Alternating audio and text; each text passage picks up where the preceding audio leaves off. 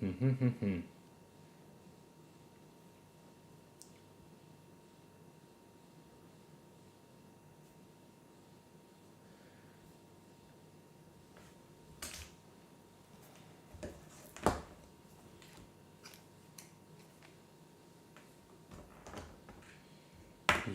yo, yo, yo, yo.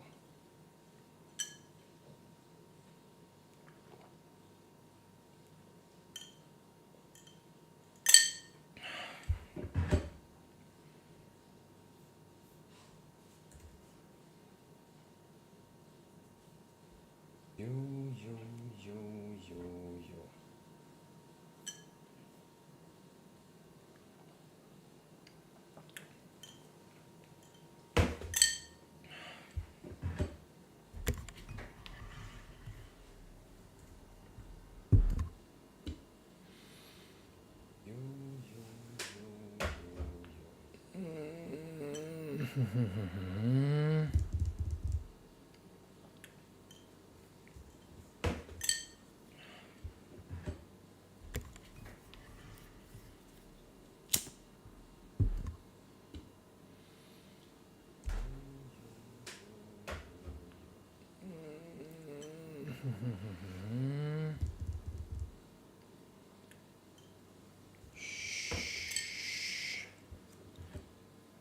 Yeah.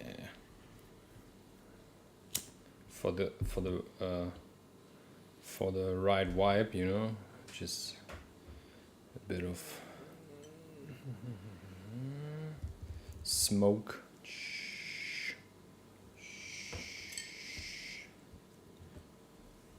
By the way, that's I think sandalwood for the right vibe, you know, just a bit of the sound on YouTube. Live. Smoke. I think you can hear that as well. So double sound. Yeah, sandalwood. Sandalwood.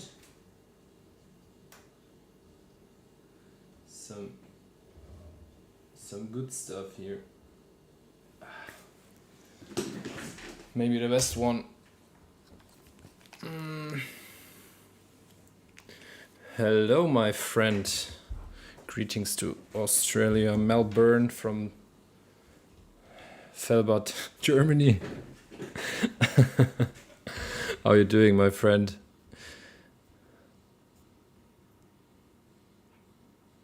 Pretty much on top of the list, my friend. This time, I think last week you haven't contributed, but this week again. Lovely to see this. Iglo was the first one. He was so fucking quick. Lovely. How are you doing, mate, in Melbourne? What's the matter? What's popping there?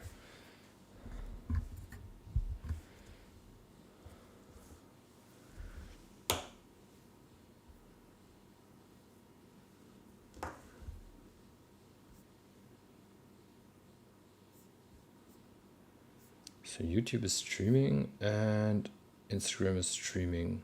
You can hear me, that's good. And yeah.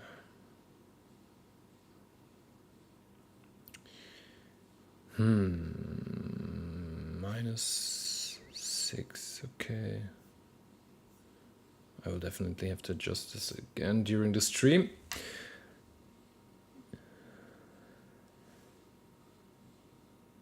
Hello, Remy. It's hot summer. I had 44 degrees recently. Holy cow, mate. 44 degrees. Holy shit. That's hot. 44 is crazy. I'm coming from Bosnia. And also the summers in Bosnia are super hot. So I know how 40 degrees feels like, you know. I mean, also in Germany we know what 40 degrees are. But yeah, also with in Bosnia, everything also super hard made, so crazy. Croatia as well, but you have the sea there, so it's definitely better. But 44 is crazy, man. What are you doing the whole day? Like hanging, hanging in the house, going to work? What are you doing, mate? Like 44 sounds very, very, very, yeah, uncozy.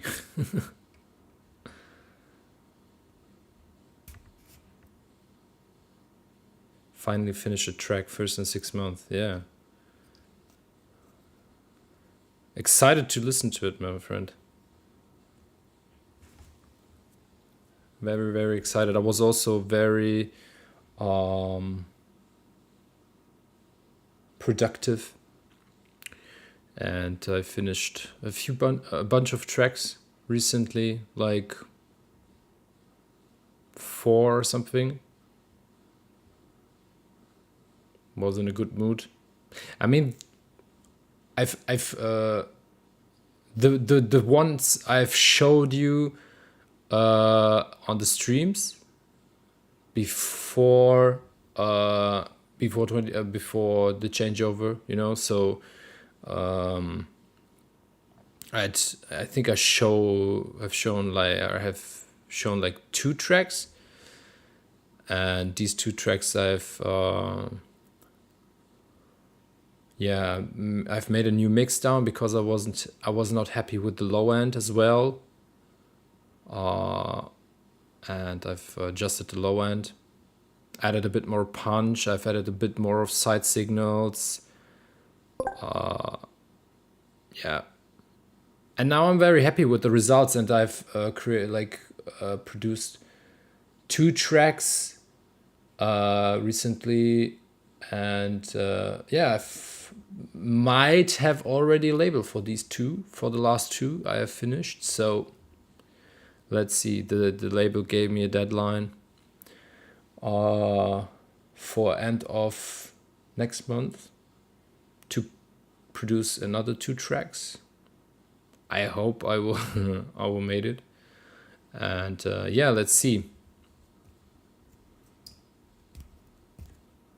what we will. But I really have to be I don't know, like, I don't want to sound very arrogant in this point. Let's say maybe self-confident. The last track I've produced and finished, I would definitely say that it's really like my best work so far. Not only sound design wise, but also also idea wise, maybe really one of the best tracks I've made so far. I can also show a track from mine as well. Sure, why not? I mean, I've sent you the link, Leo, for the one I've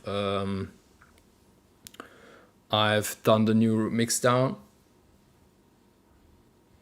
I mean, I can show the new mix down, but I mean, you've already heard it. But maybe for the others, yo Hansch, what's up? I've overseen your message. Hope you're doing fine. Remios on YouTube. Who else is here? Let me know. Just give me like a small hello in the chat or something to know that you're here.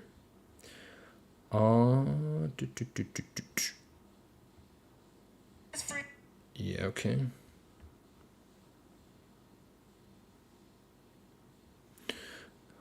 We can wait a bit before we start with all these feedbacks for today. Again, 2 hours straight from the beginning. As always, we will start. So when I start with the first track, 2 hours from there straight listening to tracks. Every track is getting 10 minutes. So yeah, we will listen to every track for 10 minutes. giving feedback during these 10 minutes. So listening to it and also like giving already feedback and stuff like this. Yeah. And then let's see, I would say 2 hours straight from there. And after the 2 hours, let's see how much time we have left for maybe my track. If there's still time, I would add one. If not, I mean,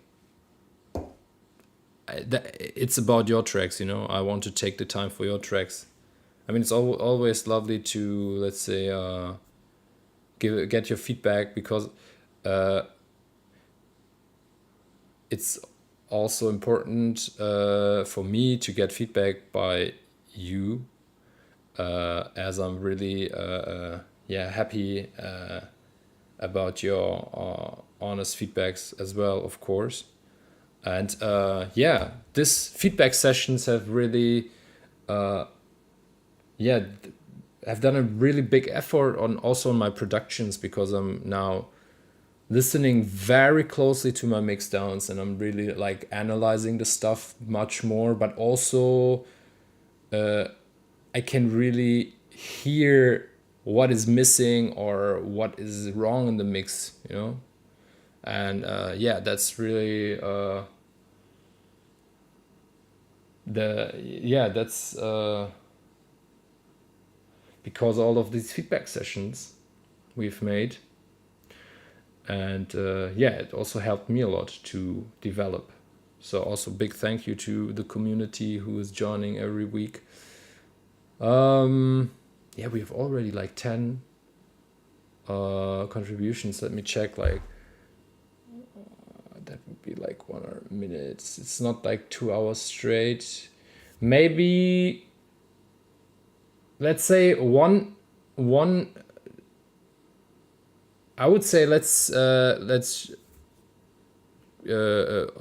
this list open until the next contribution. So if somebody wants to join, now is your chance to join this list.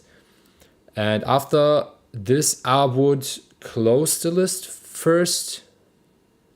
And then let's see how far we come with all the 10 tracks, because it's always problematic, you know. People are like joining the list, and I have to close the or we are not able to listen to all the tracks. That's sometimes a bit. I can imagine that this is disappointing in a way, you know. Of course, you can also like skip the list, everything, but yeah, I would like to keep it somehow. People are hanging, you know, for 2 hours waiting for feedback, stuff like this, and they don't get any feedback. I don't know. Well, let's see. Let's wait for another contribution, and we will see how far we come with the first tracks and everything. Sometimes I just need like maybe 4 or 5 minutes for track, and the rest is some tracks are easy, you know, getting feedback, and some are more difficult, taking more time, stuff like this. IB here as well, the sound quality is better on YouTube. Yeah, for everyone who's joining over Instagram, the sound quality on Instagram is really, it's not good. It's bad. Instagram is turning the sound mono. It's kind of distorting. So I would really recommend you to join via YouTube. If you want to join the stream via YouTube, I will put the link into my into the chat from time to time. So if you want to join the stream via YouTube, trust me, it's the better option sound wise. And also I also think like app wise, you know, like you can, so if you want to join the live session over your phone with Instagram, you have to hang on this live stream on Instagram on your phone for 2 hours, you know. That can be like annoying. on YouTube it's easier. You can like turn on YouTube on your laptop. You can turn YouTube on your TV, wherever, phone if you want, iPad like tablet, whatever. It's easier. But of course, for the full experience, also sound wise, it's definitely better to put headphones or in-ears, headphones, whatever, to get the stereo sound properly and to hear also the details in the track.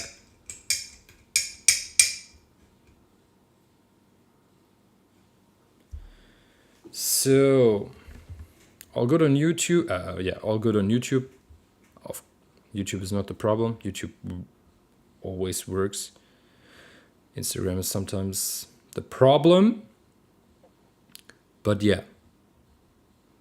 I will check that now here on my phone.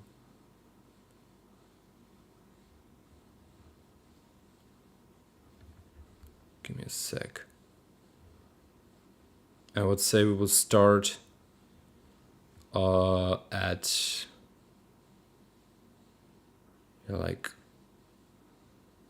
we can start now. Let me put the stream on my phone that I can check it.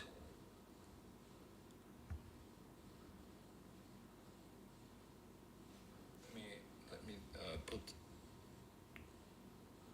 Yeah. Okay.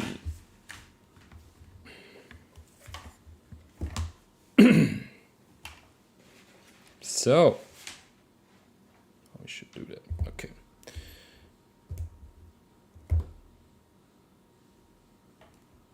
Looks like it's running. I hope. Just to let you know up front, Instagram has not only a sound problem, sometimes, and the last 2 streams it was again the situation. Instagram is shutting down the live stream after 1 hour. So 60 minutes after I've started the stream, it shuts down. So I have to log myself and to restart the stream and everything. So just to let you know, I would of course appreciate to see you coming back, of course, to the stream on Instagram. But just to let you know. Okay. I would say my my sandalwood is like smoking around here. It smells very nice. I love that. Best smell on earth. And yeah, I'm ready. Are you ready, guys? Girls, boys?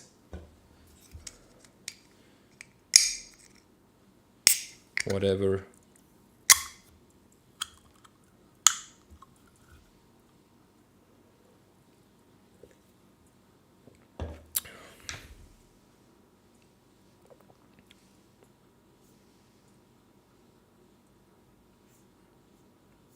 If yes, I would start. I know that Iglo is not here yet. I think so, because I haven't seen him.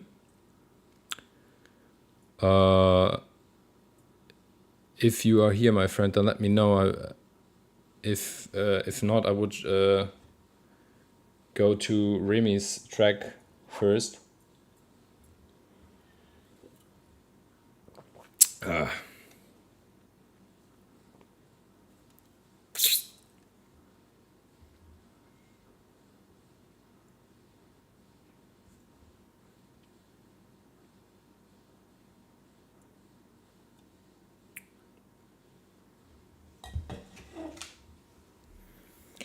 I think Iglo's not here.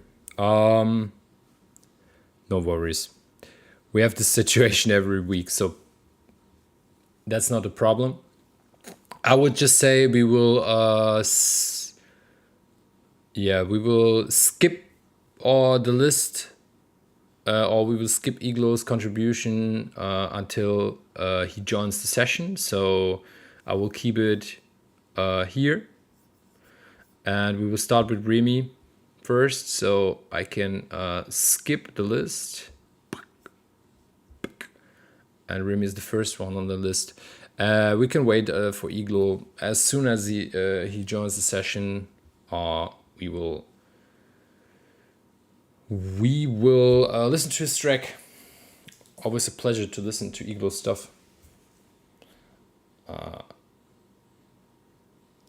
So I have my timer on my watch, and I would say we will start with the first contribution by Remy. I think I already seen Remy on YouTube. I think it's Remy Mono D5532. Who's the first one on the list? If let me know, just here I'm Remy.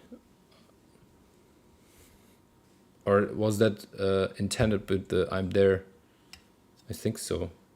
I'm just like assuming you're Remy. Makes sense if your name on YouTube is Remy. Yeah. You never know, you know. I want that the people are online during the feedback, because I like to have this exchange, you know, if people are understanding everything correctly in my feedback and stuff like this. So that's also a reason why we are skipping Iglo first, and then waiting for him until he's here. Okay, we will start with Remy.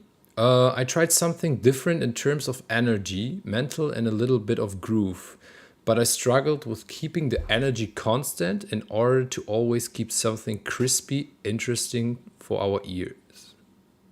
Our ears. Also struggled with the arrangement. Yeah, that's the reason why we're here. Let's see.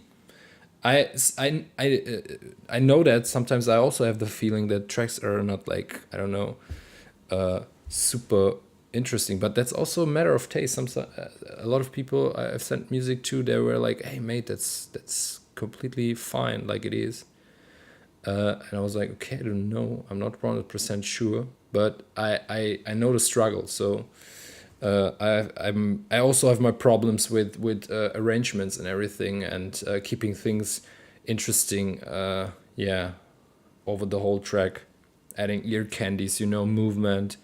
I mean, it's easy, but you can't make it too easy as well, you know. So you want to keep it interesting, but also with, you know, with the intention. So on purpose, you know, things moving on purpose. Also, surprises are very nice, even for myself when I'm doing stuff or trying things out. And I surprise myself with sounds, or I don't know.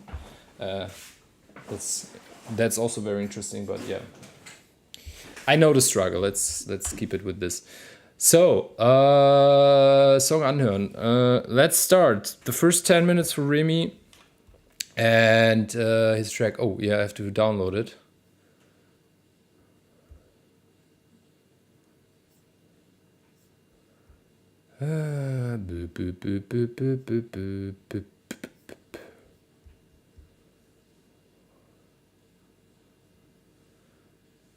Just give me a sec. Okay, I have to wait. I have to stop the timer because I have to download the file. I have to load it.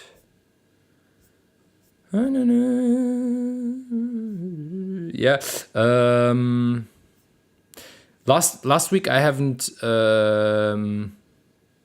downloaded the track because I wasn't sure. I didn't want to download it, but honestly, it makes, so after I thought about it afterwards, and it makes more sense to send like download links, you know, as well, because or let's say Google Drive would be the best way, or Dropbox, you know. because I can listen directly to the track via the link. Now I have to download it. What's not it's okay, you know. Doesn't matter for now. But what I want to say, like, we're doing a lot of SoundCloud streams, and I've already said that. And afterwards, I was thinking about all the feedback, and SoundCloud has this problem with the sound specs. So SoundCloud is limiting or normalizing the loudness to -14 LUFS. Most of the tracks which are mastered, or not most of the tracks, like nearly all the tracks are mastered around -9 and -8. Sometimes people getting crazy and mastering on -7 and even -6, what is completely out of this world, but that's another topic. Let's not go too much into detail with these, but you know, it's around -9, -8 LUFS, which is, let's say, the standard loudness for tracks, for master tracks, when you're releasing digital music and playing them in the club. It's like -8. So, and if you download things on Beatport, Bandcamp, whatever, it's around -9 and -8 LUFS. But a lot of people are uploading these tracks around -9 to -8 to SoundCloud, and SoundCloud is limiting or normalizing the loudness to -14 or -13. And the problem is on, for example, Spotify. For example, Spotify has also a normalization around -14 LUFS, but you can turn off this normalization, and then you can listen to the tracks in the original loudness. On SoundCloud, you can't do that, so you don't have the option to turn it off. So it's always. So what does that mean? That means that everything what is uploaded on SoundCloud as, let's say, original loudness -9 to -8 LUFS is getting like compressed in a way to -14, like normalized, but it's getting compressed. So you will lose a lot of dynamics. You will get a lot of like muddy low ends as well, very compressed low ends, because it's, let's say, most of the time when people are like over presenting the low end and the punch of the kick and everything. So the signal which is coming in first, of course, and has the most peak in the overall mix, it's getting more ducked. So, and the rest is getting louder, you know. So like it's getting squeezed very, very much. So the sound design on SoundCloud can't be good, you know. So even, I don't know, even if it's a good mix down and a good mastering, it's getting squeezed, and it can lose a lot of important information. So that's just an excursus, you know. So just to explain, if sending like these tracks, we can do SoundCloud, but to have, like, let's say, a very accurate and correct feedback, it would also, or it would make more sense to send, let's say, Dropbox, Google Drive links, or in this case, how Remy did it with the download link. I would like to avoid these download things every time. Give me a sec.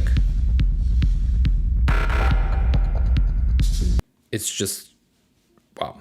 Okay. I can't open it without starting. That's sometimes so stupid. So yeah, I don't know if did somebody knew that with SoundCloud. I couldn't get a SoundCloud link because it was private. You can do it if it's private. also another topic. You can do it if it's private, but you can't share private playlists. So even if you share the track private, only the track private from the playlist, it's like counted as a playlist private link. So you have to go to the link of the track, only the track, not the track in a playlist, but really you uploaded it and it's like listed in your SoundCloud profile as the title only. This link, you can share this link as a private link, and if you put it in the list, then it's fine. It works. It's really just with playlists.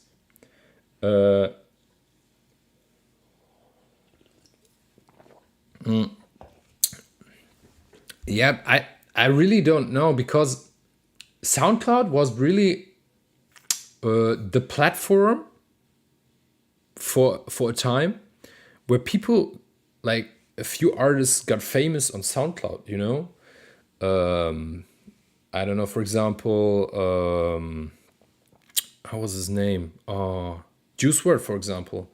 I don't know if you are like into hip hop and trap music and stuff like this. I mean, I'm doing music productions for like a lot of genres, also for trap and hip hop music, also for metal music and stuff like this. But Juice WRLD got famous over SoundCloud with this track. How was it called? Lullaby. Was it Lullaby? I don't remember anymore. But for example, this, and yeah, like SoundCloud. I mean, it's like technical wise, it's totally stupid. Like, why? I mean, Spotify is doing that. You can normalize. I mean, they are normalizing, but you can turn it off. But why can't SoundCloud change that? I mean, people are uploading the original files on SoundCloud. So I don't know. Let them people turn that off. What's the problem? I want to hear the tracks in original loudness. So I don't want to hear the tracks on minus 14 dB LUFS, not dB, LUFS. That's...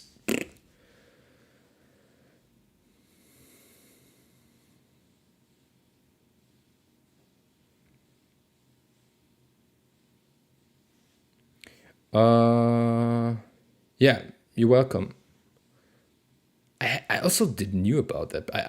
I mean, I'm reading a lot of stuff. I've recognized that with streams. Oh wait, can't share the list here. We will just listen to it. I hope you can hear it, to be honest. Give me a sec. Can you hear the track? Okay, yeah, it's getting streamed. Okay, all good. So the sound is coming through. Okay, that's not... I don't want to do too much. I don't want to talk too much. I mean, I'm like over... yeah, I'm already talking again too much. I just want to let you know about the SoundCloud thing. So that's the matter with SoundCloud. I don't understand it because it doesn't make any sense for me, honestly, because why you can't turn it off? It's on SoundCloud, it's easy. It's just one button, so let the people do that on SoundCloud as well. Okay, so Remy, now 10 minutes from now for your track.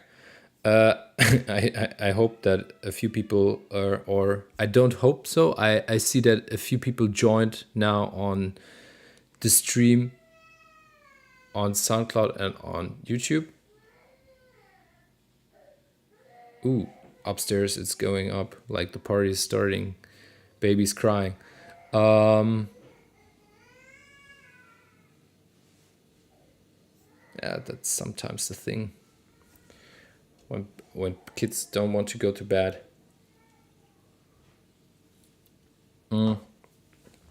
Okay. I would say we will start now with the track by Remy. So 10 minutes from now for Remy, and we are going 2 hours from now straight with Feedback Loop session number 2.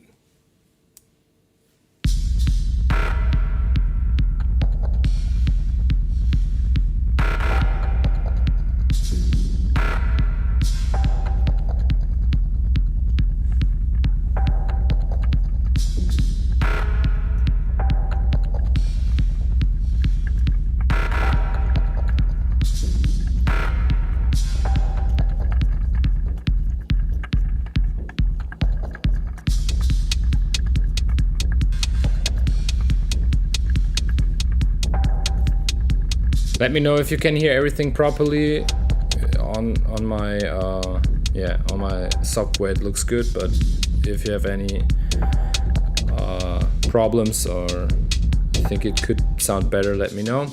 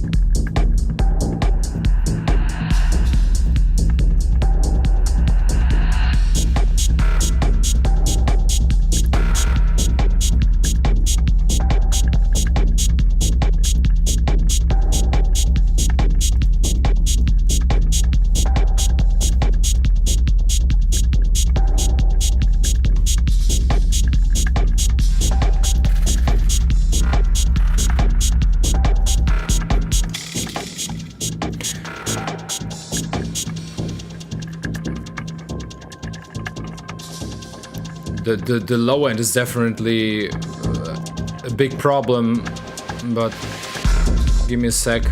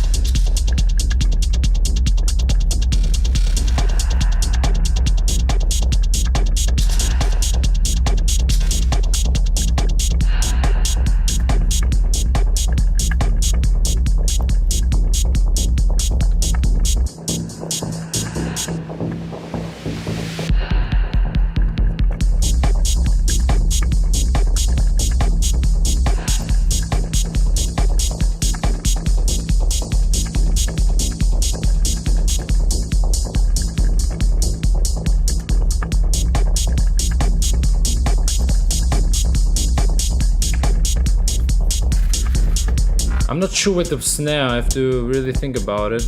I have the feeling it's not too over present, but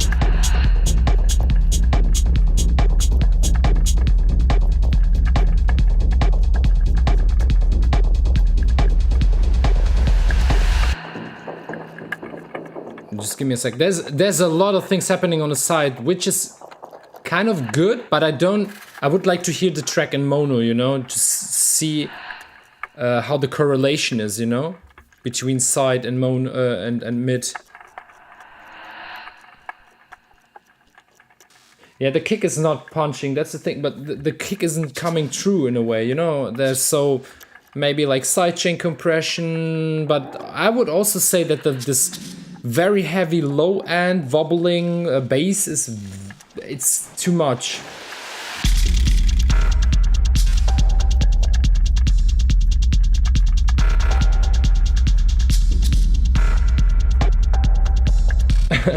To be honest, I don't even know how to mix a proper low end. No worries, that's why we are here.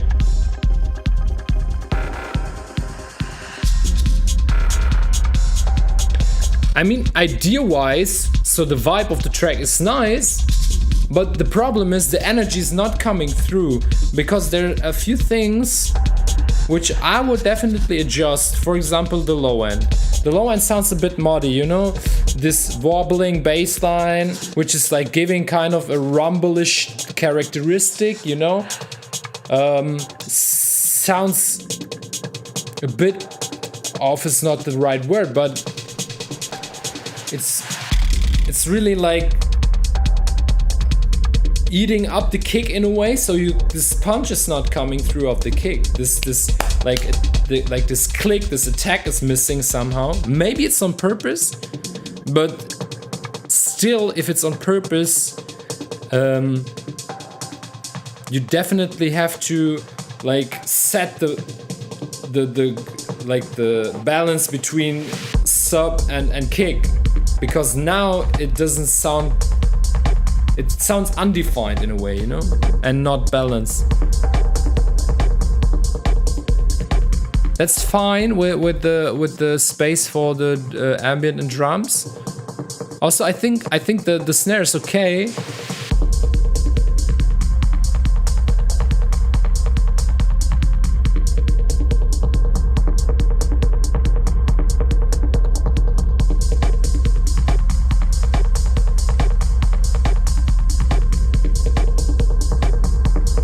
It's peeking out a bit, yeah. Maybe like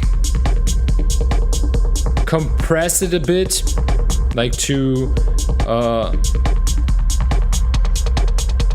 get this to control the transients of the snare in a way. I don't know how much you compressed it in the recording, or if you did anything to it or just equalized it. Would also be good to know, but maybe like to compress it a bit. And if you compress it to, of course, then adjust it in the overall mix.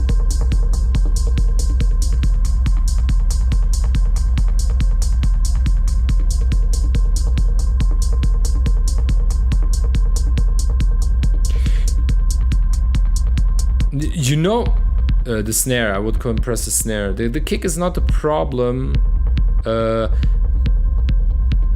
I think the kick is something that needs kind of a dynamic in a way, you know. Sometimes people are very like over compressing their kicks, you know. You can have like, let's say, a dynamic of 6 dB, you know. That's totally fine. So you still have dynamic in the kick.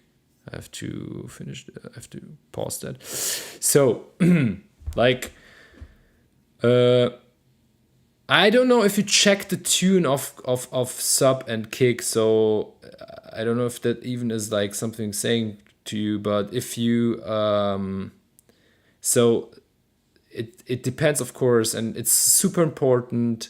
What people are always missing, I'm very just to let you know before I say that, I'm very bad in like hearing that, but I just want to let you know because I've made this mistake over and over in my personal productions.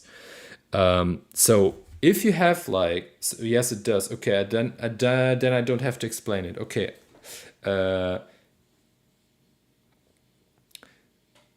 So like the kick is not coming through because the balance between or the relation between kick and bass is not like in balance. So the sub is very heavy, you know, it's very present, and it really like it ducks the kick in a way. So you don't, this click is missing, this punch is missing, this attack and the kick is missing somehow. It's just like you can just hear a bit of the transient coming through this this low end, but it should be, you know, more present. I mean, the sub is more like, let's say, a supportive element for the kick in a way. Of course, it gives also groove and everything, but it's more, let's say, like a supportive element or a support for the kick and the groove, but it shouldn't have the main role, you know. And it's kind of, let's say, more the main role. 10 minutes are over, so I'm just trying to keep it short now. So if you play this track now in a club with this low end, you won't have the result you're expecting of the track, because the low end is so heavy, and it's like completely leading the energy, and it's controlling the energy of the dance floor. You know, it's the main aspect, or the main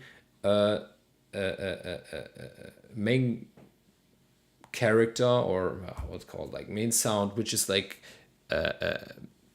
giving the or transporting the energy to the dance floor. The rest, and it's taking the lead over, and the rest is like it's there and you can hear it, but because of this very present low end, the rest is not like getting the present it should get, So overall, the whole mix is not in balance. So you always have to keep in mind mixes have to sound like not flat, but like a like they're set, in a row, kind of. I can't explain it properly. I try to, but like it's yeah, it's like a sound carpet, like they have to really if you have good reference tracks and they're good, you can really hear all the frequencies properly, and everything is like having its moments, even if it's on purpose to keep them maybe more quieter because they're just there to give ambience or something,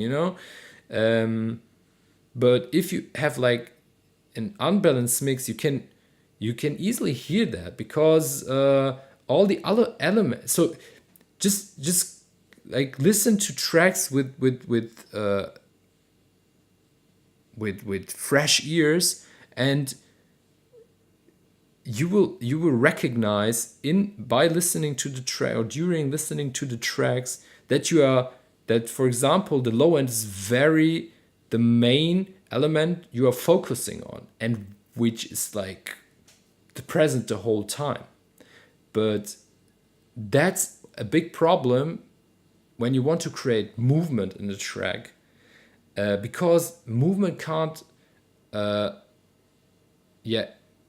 can't be any movement if you just have a very static sound like dominating the mix, like the kick and the sub bass, because kick and sub bass, they don't have this kind of movement, like lead sounds or I don't know, lead bass or ambient or SFX sounds. They're like creating this movement.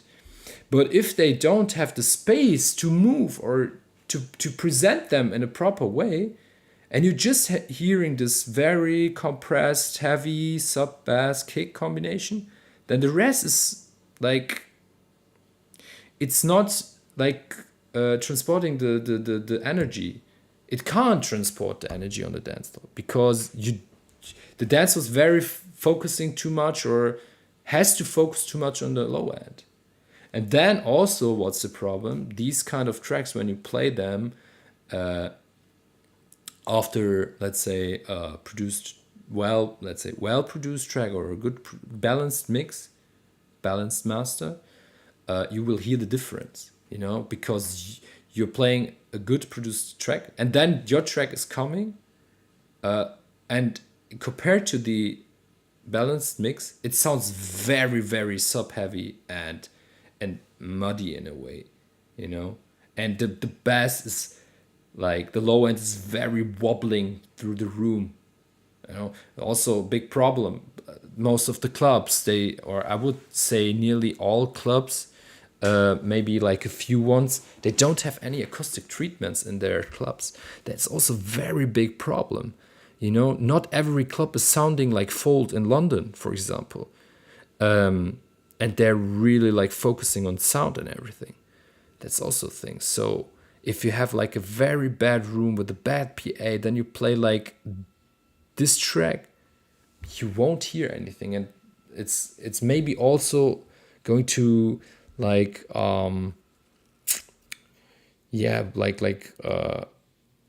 over stimulate the people, in a way. Can cause also that the vibe is getting killed by such a track. I made these experiences as well, because I also had the problem. I love to produce these very fast, rumble-ish bass lines as well, fast, and then do with the kick and everything. And my problem is also like undefined low ends, muddy low ends, over-presented low ends. And when you play the tracks in a club, it's I've also killed the vibe with my tracks as well, and I hear it like in the moment I'm playing it, you know, with the first, like, I don't know, first minute, yeah, what first minute, like 30 seconds, you can hear it. Yeah, the rest, I like I said it. Sorry that this feedback is now a bit extended, but I also try to explain with the low end. But the rest is fine. I would need to check the correlation between mid and side, you know. So I would put it into the analyzing tool and see and listen to the mono mix and listen to the stereo mix, you know. So the sides to the mids, and yeah, I could give you more proper proper feedback, because the thing is, it sounds kind of bit too stereo, you know, for me. So it would be interesting to hear it in mono in a way. Because I think if you turn it into mono, you will lose a lot of information in your track as well.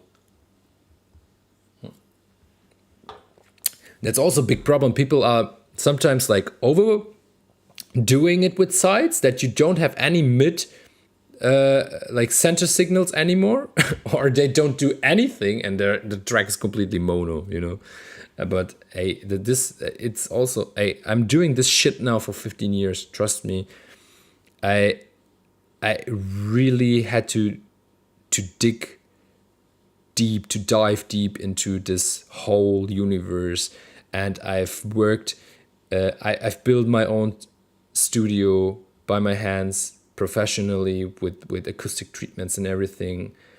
I've worked in the third room studio for a long time, listening to tracks, and that's really one of the best studios I've ever been to.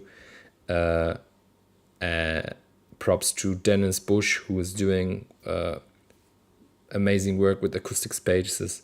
One of the best studio designer and builder on this earth, trust me. And I've also worked for Prince Studios in Heiligenhaus, also very, very good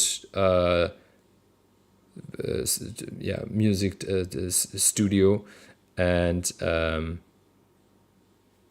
I know I've trained my ears, you know, over years, and I've made these experiences in clubs and everything. And I had to really like try and error every time. And even with the studios, I didn't make like the perfect results, you know.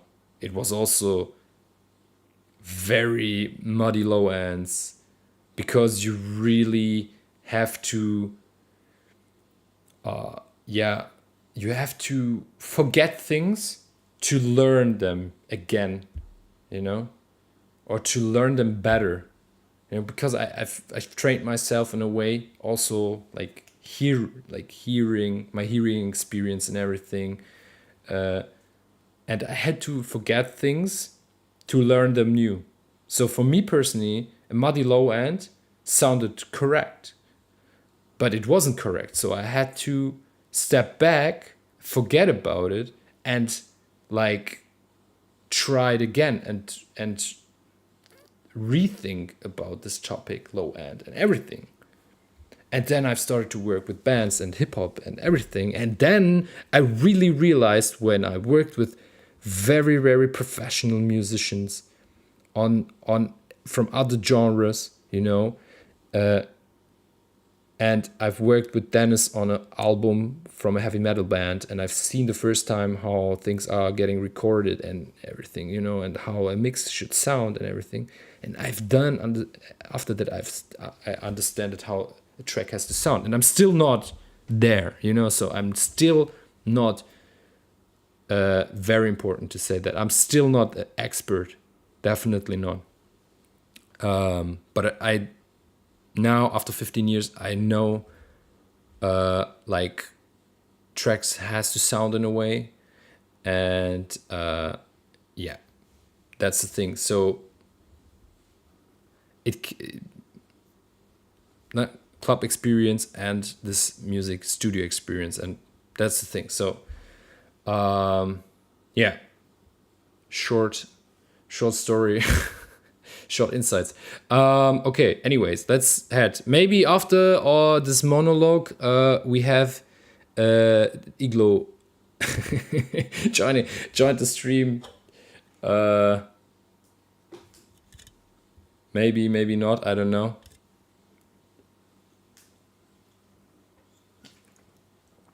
If not, I would I would give the chance to my beloved friend Leo from Melbourne City.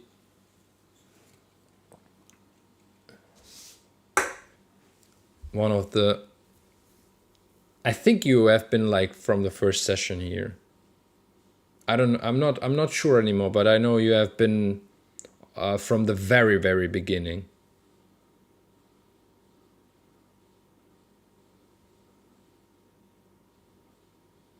Very useful info of your experience with your tracks in the clubs. Yeah, I mean, when you have the chance to listen to tracks, when you are listening most of the times in your studio, or if you don't have a studio, on headphones, or maybe on a Bluetooth speaker, or maybe in the car, not everybody has the privilege to play in clubs, as well.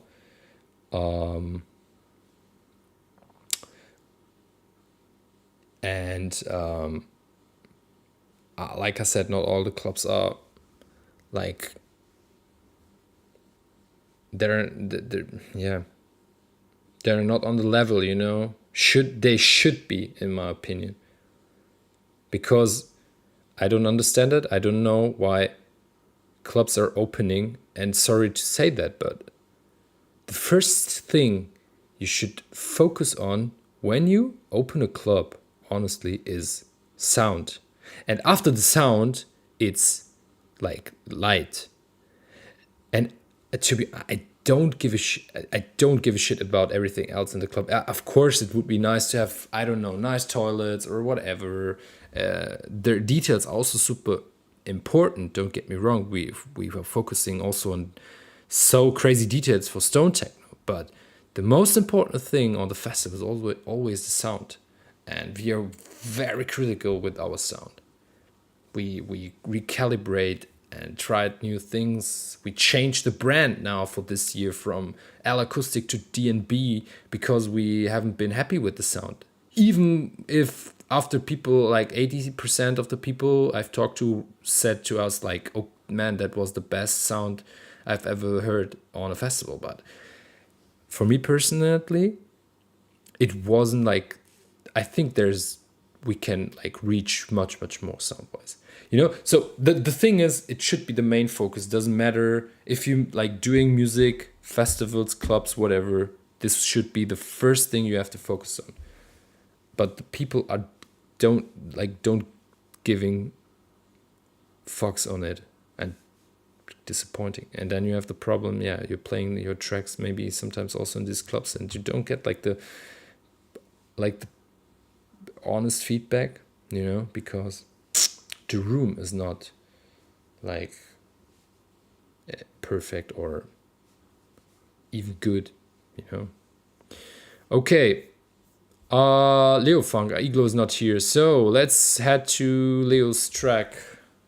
Mate, I'm talking too much, I'm very sorry. I don't know what was today. I don't know what was in my water today, but yeah, it affects me speaking too much, of course, definitely. So, Leo, something harder this time. Whoa, okay, I'm excited. Let's give you these 10 minutes, my friend.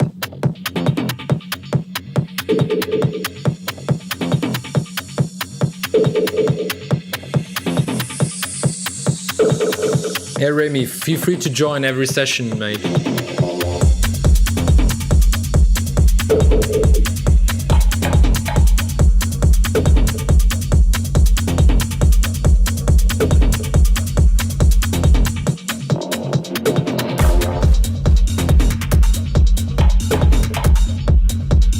You have been very, very, very easy with the low end.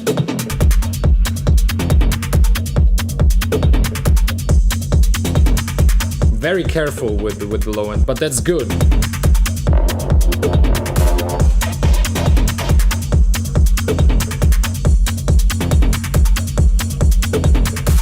You know, there's still like dynamic. It's not too much.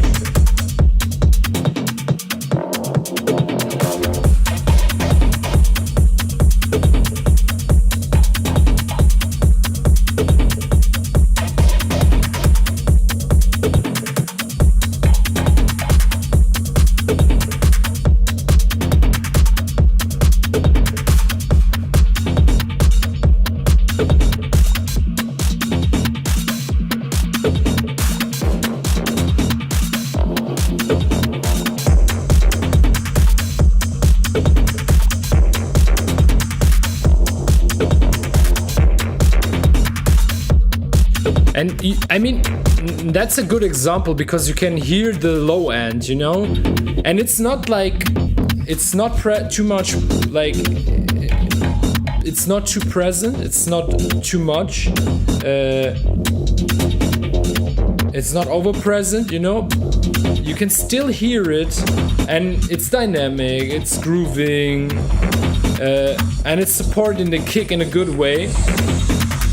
And you have this energy, you know?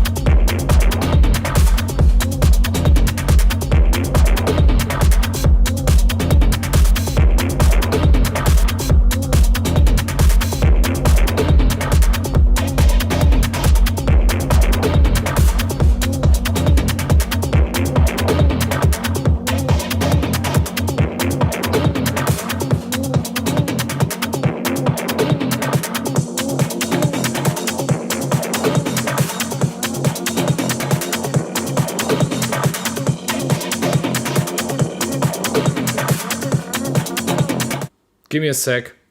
Sorry, I have to interrupt this because Instagram went offline again. Well, Instagram went offline again.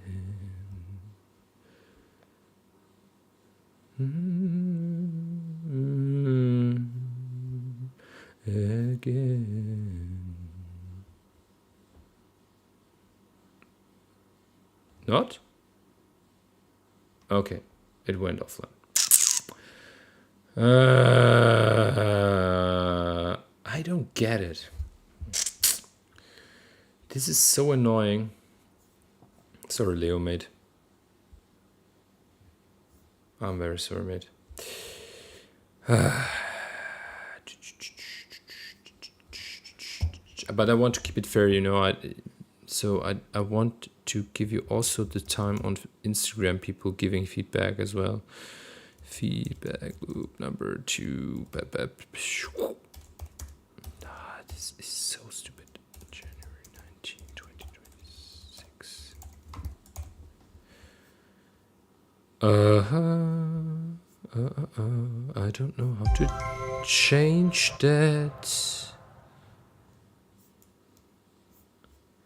I don't get the problem.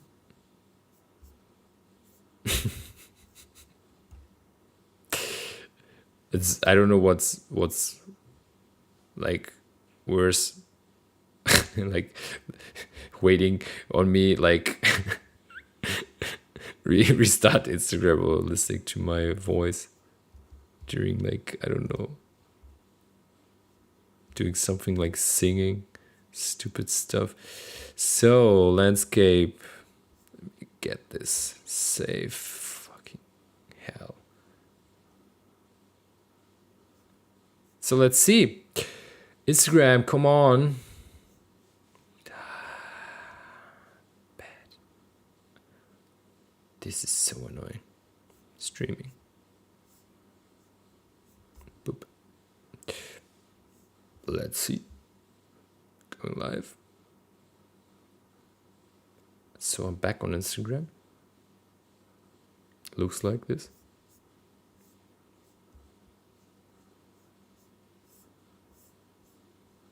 Is this stupid, mate? I really... Amazing.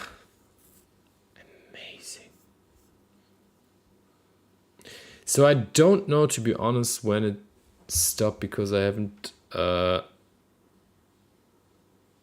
me check. Give me a sec. People getting back. So... yeah, that's the thing. So Instagram, it's restarting, like it's breaking up, and I have to reconnect it like every 60 minutes.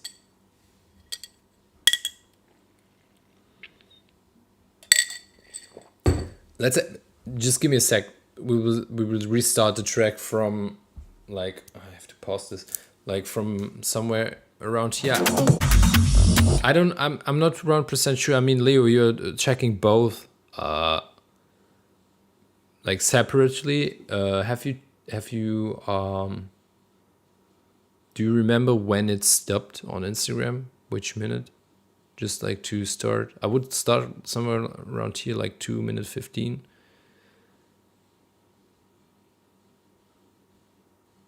Should be fine, huh?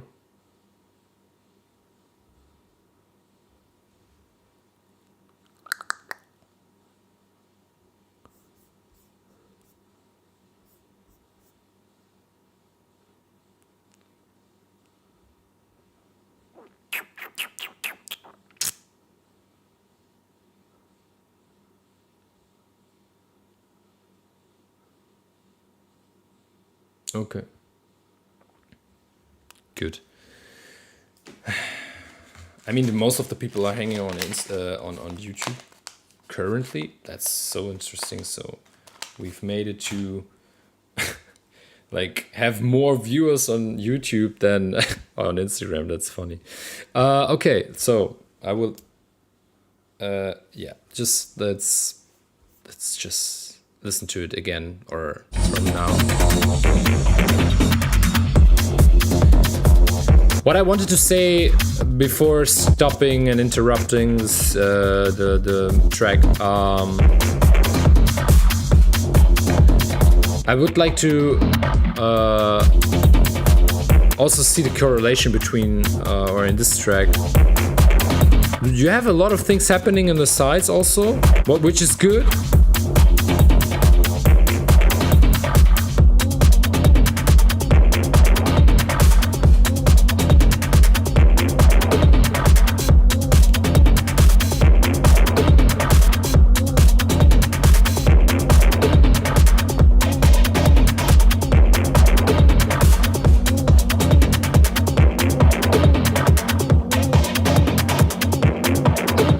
You have this very slight, like, distortion on one of the sounds. It's gone now. I can't hear it anymore, but there's like this very slightly distortion happening on the sides as well, like panning in a bit.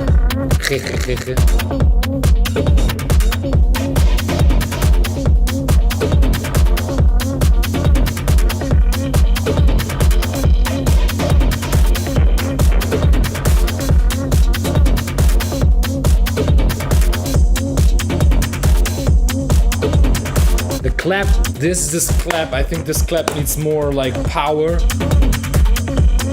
Sounds a bit like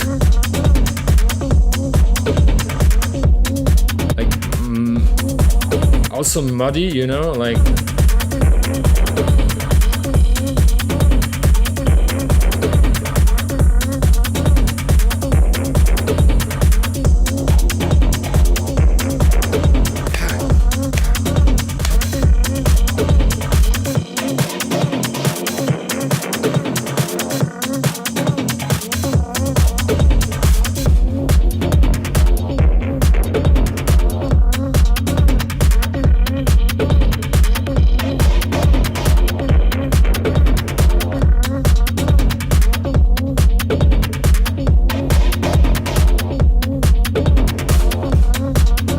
But it sounds pretty balanced from my. That's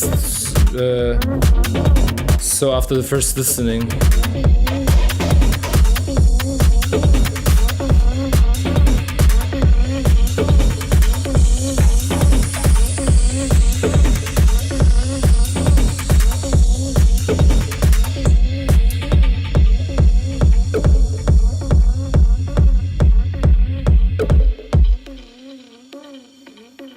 Also the bass line, I will now start the timer again.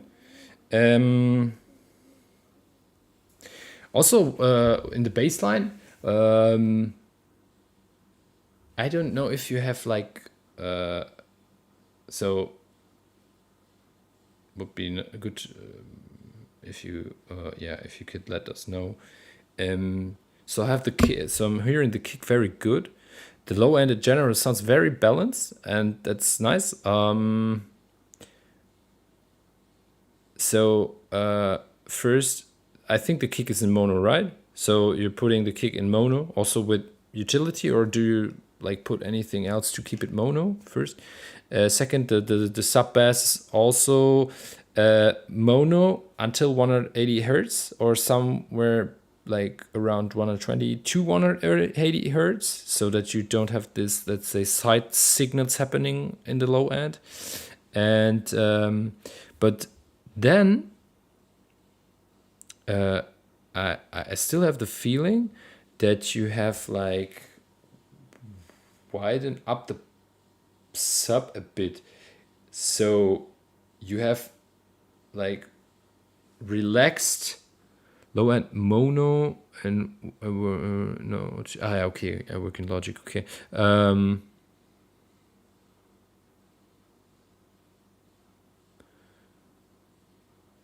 yeah. So it still sounds a bit like you have like widened it a bit up, you know. So it's not like it's happening on the sides, you know. So it sounds really. That's very. It sounds very good balance, you know. That's the thing, because a lot of people are also like, or what I've learned from productions in from other genres. Yeah, there's a second layer of mid-range sub. Yeah, okay, but that's the thing. So what I've learned, for example, from other genres, what they're doing sometimes, and I've also doing it from time to time, and most of the times it works. It's an illusion wide and low end. Yeah, that's the thing. So what I'm using, I'm putting like a doubler on the low end. So on the sub on the sub, I'm putting a doubler, not on the not directly on the sub. But what I'm doing is I'm putting a return track. So I created return track with the doubler, and I'm sending the bass, the sub, to the return track with the doubler, and then I'm creating another track with only the doubler. So I'm sending the return channel to a separate track with only the doubler. So I have both, you know. So I have the original sound, so the original sub, and I have the let's say processed with the doubler sub bass. And because of that, it's still in a spectrum. So in the analysis, you know, it's still mono everything, but it just really like relaxes the low end a bit, and it feels like the low end is not like dominating the center. It creates the this feeling, or how you call it, illusion, what is also pretty good. So it creates kind of this illusion that you have like a brighter low end, just slightly. It's not much, but that's what I mean sometimes with huggy low ends, you know. Like, it's not feeling like the low end is punching in your face, you know. like low end frequencies like kicks and bass lines or subs. People are trying always to put them in the center of a mix, and then you it feels like this very kind of in your face, so both, but just by really adding just a bit of this, let's say, second layer with the mid-range sub, by, I don't know, like people sometimes using saturation, for example, to do that, or I'm using the doubler, so that you just have like the feeling the track is getting a bit, or the low end is getting just a bit brighter, and this relaxes the low end so much. And then you can go a bit louder with the sub, not too much, of course, but, or let's say you don't have to go louder with the sub, because you get the feeling it's getting louder because of this, because the kick has the space to like work, the transients can come through, but still the bass is like has this dynamic, the sub bass has this dynamic and moving, and still have this kind of body, and it doesn't sound lost in a way because it's too quiet or anything. And that's then this feeling of a hug, and still it sounds balanced. So good job here, sub, very nice. Just the clap is like, I don't know, it's sounding weird in the mix, but all good. Somebody wrote, I don't know who, but somebody wrote that the clap sounds nice. It's just maybe also my feeling. Good job. It's always a pleasure to listen to Leo Funk stuff. Always very creative arrangements and everything, so very focused. And I see you have really made effort on the low end, what's very nice. We had also examples where the low end was undefined and not in balance, but this is pretty good. So very nice, thumbs up, mate. That's a good effort. I like that very much. Also the idea of the track and everything, the rest sounds fine for me. I would like to check the correlation between sides and mid center as well. But yeah, it's interesting because the side signals are so we have like this, let's say, clap, and then it's panning to the right with I think a reverb or a delay or something. So interesting, very nice. It's not like the distorted element sounds shitty, It's kind of interesting because sometimes you have distortion which is not on purpose, but it sounded more like a on purpose distortion, So it can be. I maybe I would just like lower down the sound a bit, because it's picking out the distortion a bit on the side, but that's everything. So in general, nice track, mate. Thanks, lovely. Like that. Yay, Birida. I don't know what, but okay, Iglo is. I think Iglo is still not here. I wanted to be distinct. I don't know. I think Leo, thank you very much for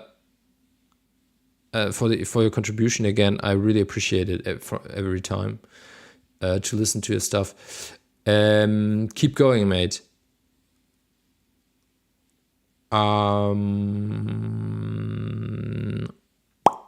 You're here.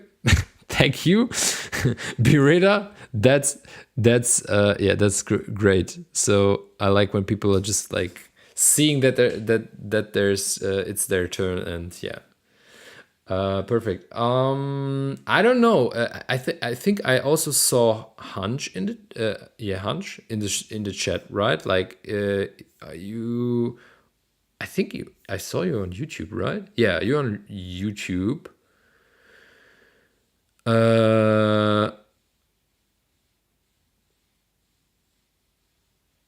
I saw your thing on YouTube, so Hunch should be here. Bireda is here. Iglo's not here. Ivan is, I think I haven't seen Ivan so far.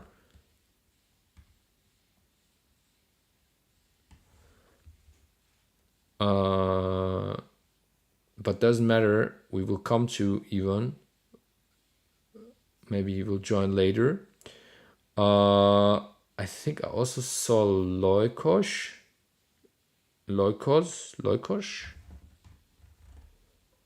Hansch is there, yeah. Yeah, Lucas, right, yeah. I forgot that from last week, yeah. Yeah, okay, we have a few names here. That's good. Okay, so I know that DOJ is also here. I saw him on Instagram.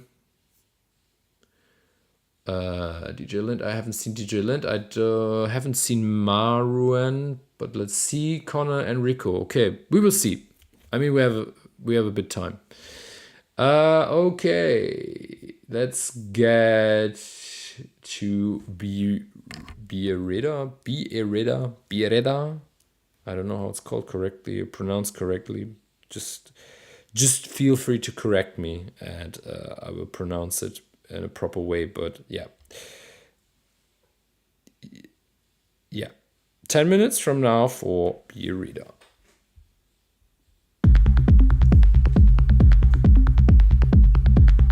DJ Lind is on YouTube.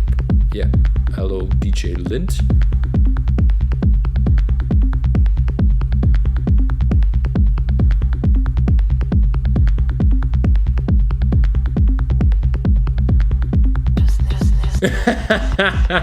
I'm from Bavaria, so it's beer. Biereda?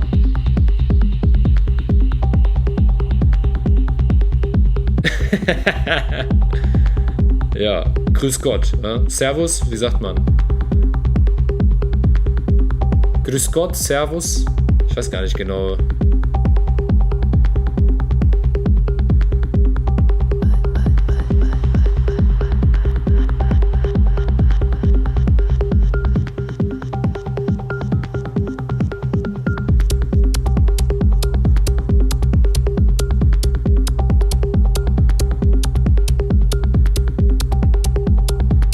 Grüß Gott. Ja, okay.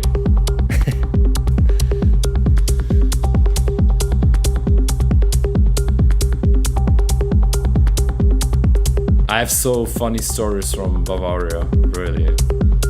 Language-wise, I'm living in Germany for 30 years, over 30 years, 33 years. But yeah, I had so funny things happening in Bavaria every time I'm there. It's very tough to understand the people who are living. Is it Oberfranken, Unterfranken? I'm not sure. Like, they're really like speaking this very hard Bavarian accent that's like nobody in Germany understands them.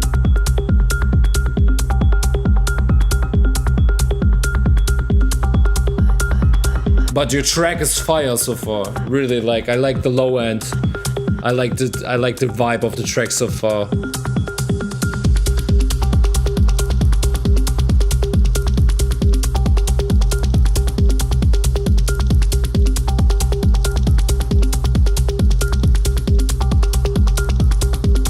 Yeah, the track is very nice.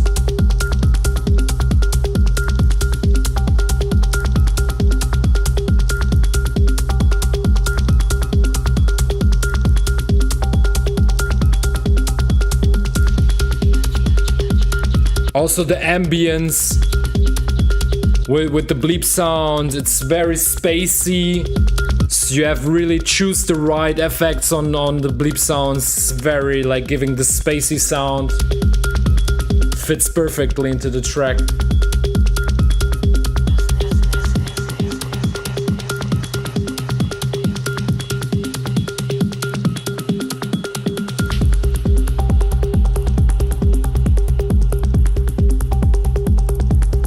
I would definitely buy this track. Pretty proper track. Like that. Very subtle track. Very gentle track how Leo wrote it.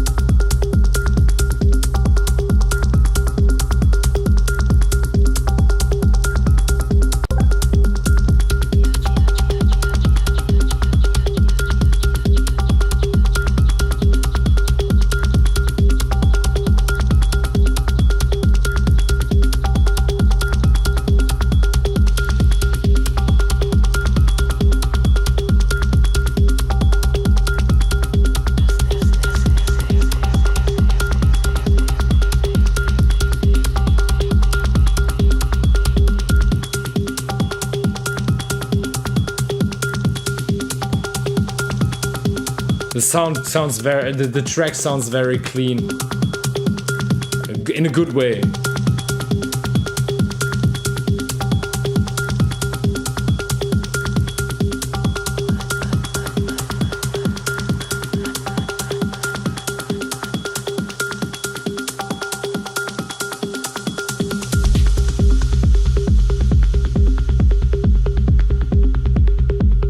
Yeah, this one is wow, proper.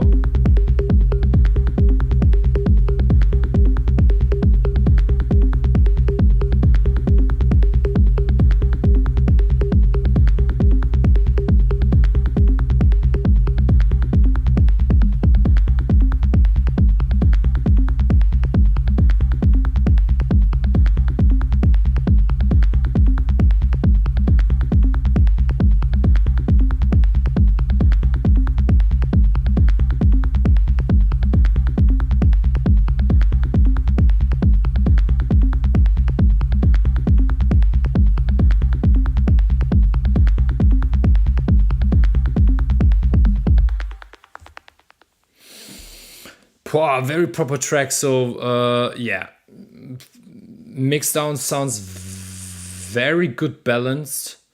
I can hear all the elements very good.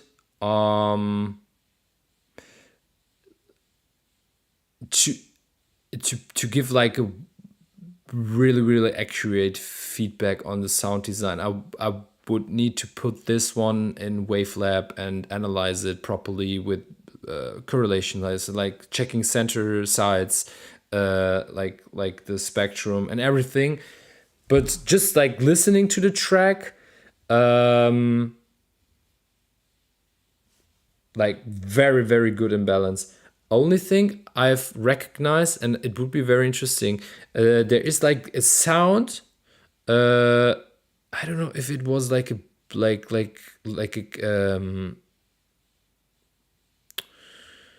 a clave sound or something, very low, boom boom boom boom boom boom. It's happening very crazy much on the, so it's like panned, I think, completely to the right, but it's still like having, it's like I can hear it slightly on the left as well, or in the center of the mix. But it would be very interesting to hear it in mono. You know, the track.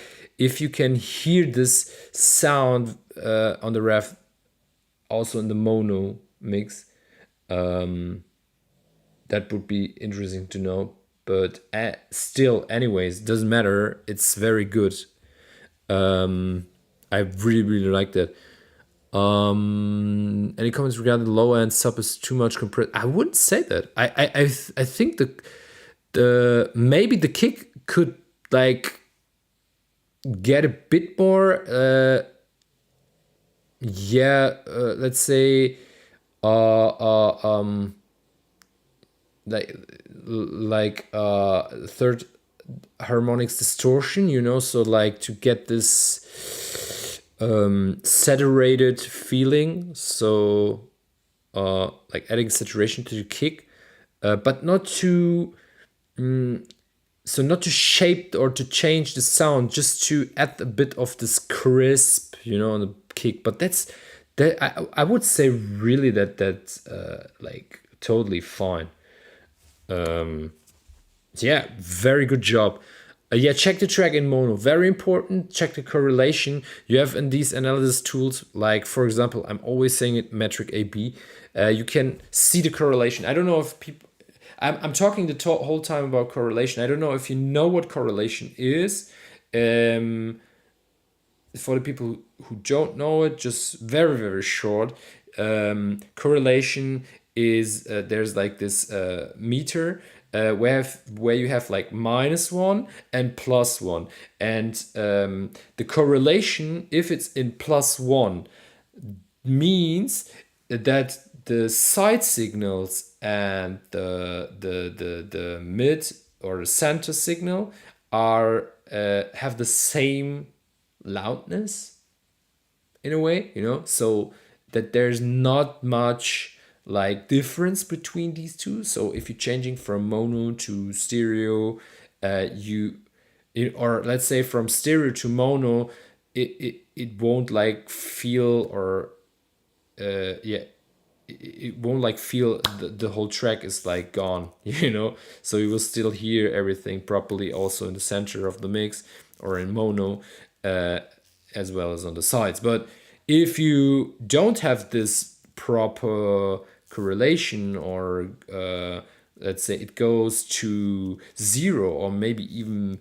-1, then this relation between center and sides, or mids and sides, are not in a good relation or correlation then.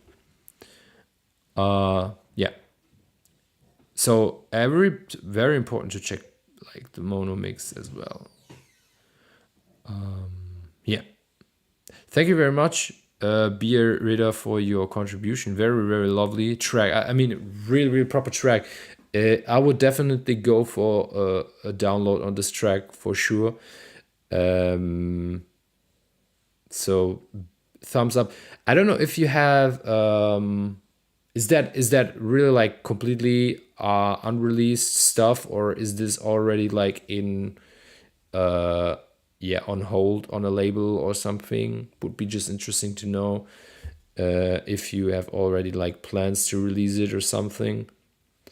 Just because I like the track. I think I would definitely play it if it's mastered, Just let me know. Write in the chat. I will read it. That's unreleased, so not planned right now. Pity. I made it like 3 days ago. Okay, fair enough. If you have like, I don't know, if you have like if you find a label or something, let me know. Would be interesting. I would like to hear the mastered version of it. I don't know if this is this 0 dB you've sent it, you have sent here. Is that 0 dB? Currently also with my master chain. So it's 0 dB, right? So if you have a master chain on it, or I don't know, some people are using master chain for shaping sounds as well. I mean, I'm also doing this. I'm using, for example, like the Oven or Fatso or Black Box to shape my sound, like giving this warmth in sound, to add characteristic. Or are you like putting in? Yes, it was 0 dB minus 7 LFS. Wow, 7 LFS, crazy, mate, that you have still like this dynamic in a track. -7 is very, very, very much. Honestly, sometimes too much. Like 7 LFS. How much gain reduction do you have on your limiter? Do you use 2 limiters for? Usually for -7 LFS you have to use like 2 limiters, or you are like compressing very heavy. But I can't hear like that the dynamic is missing. It doesn't sound over compressed. Would be very interesting. Like a lot of people are using 2 limiters to keep to make like -7. Yes, I fucked up a lot of tracks with my Extreme Master. Yeah, can happen from time to time. Yeah, -7 is very crazy, because the thing is, also what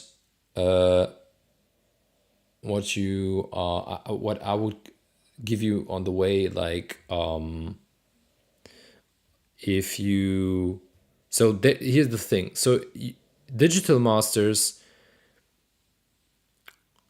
let's say it's not important how much LFS you're mastering your tracks on digital files, because there is like this, let's say, normalization of loudness,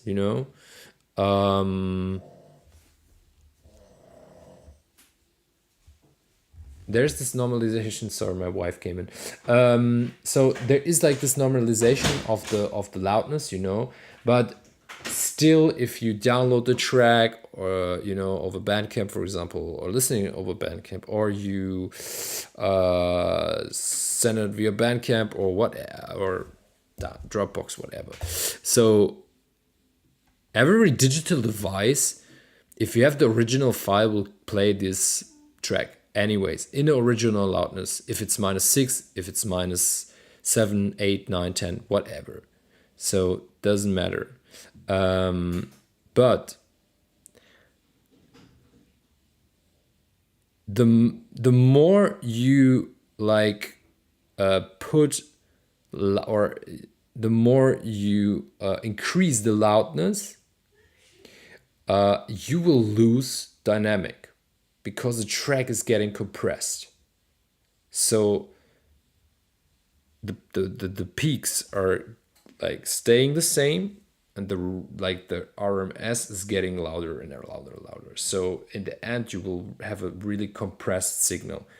And logically, if the relation between peak and RMS is getting like lower, or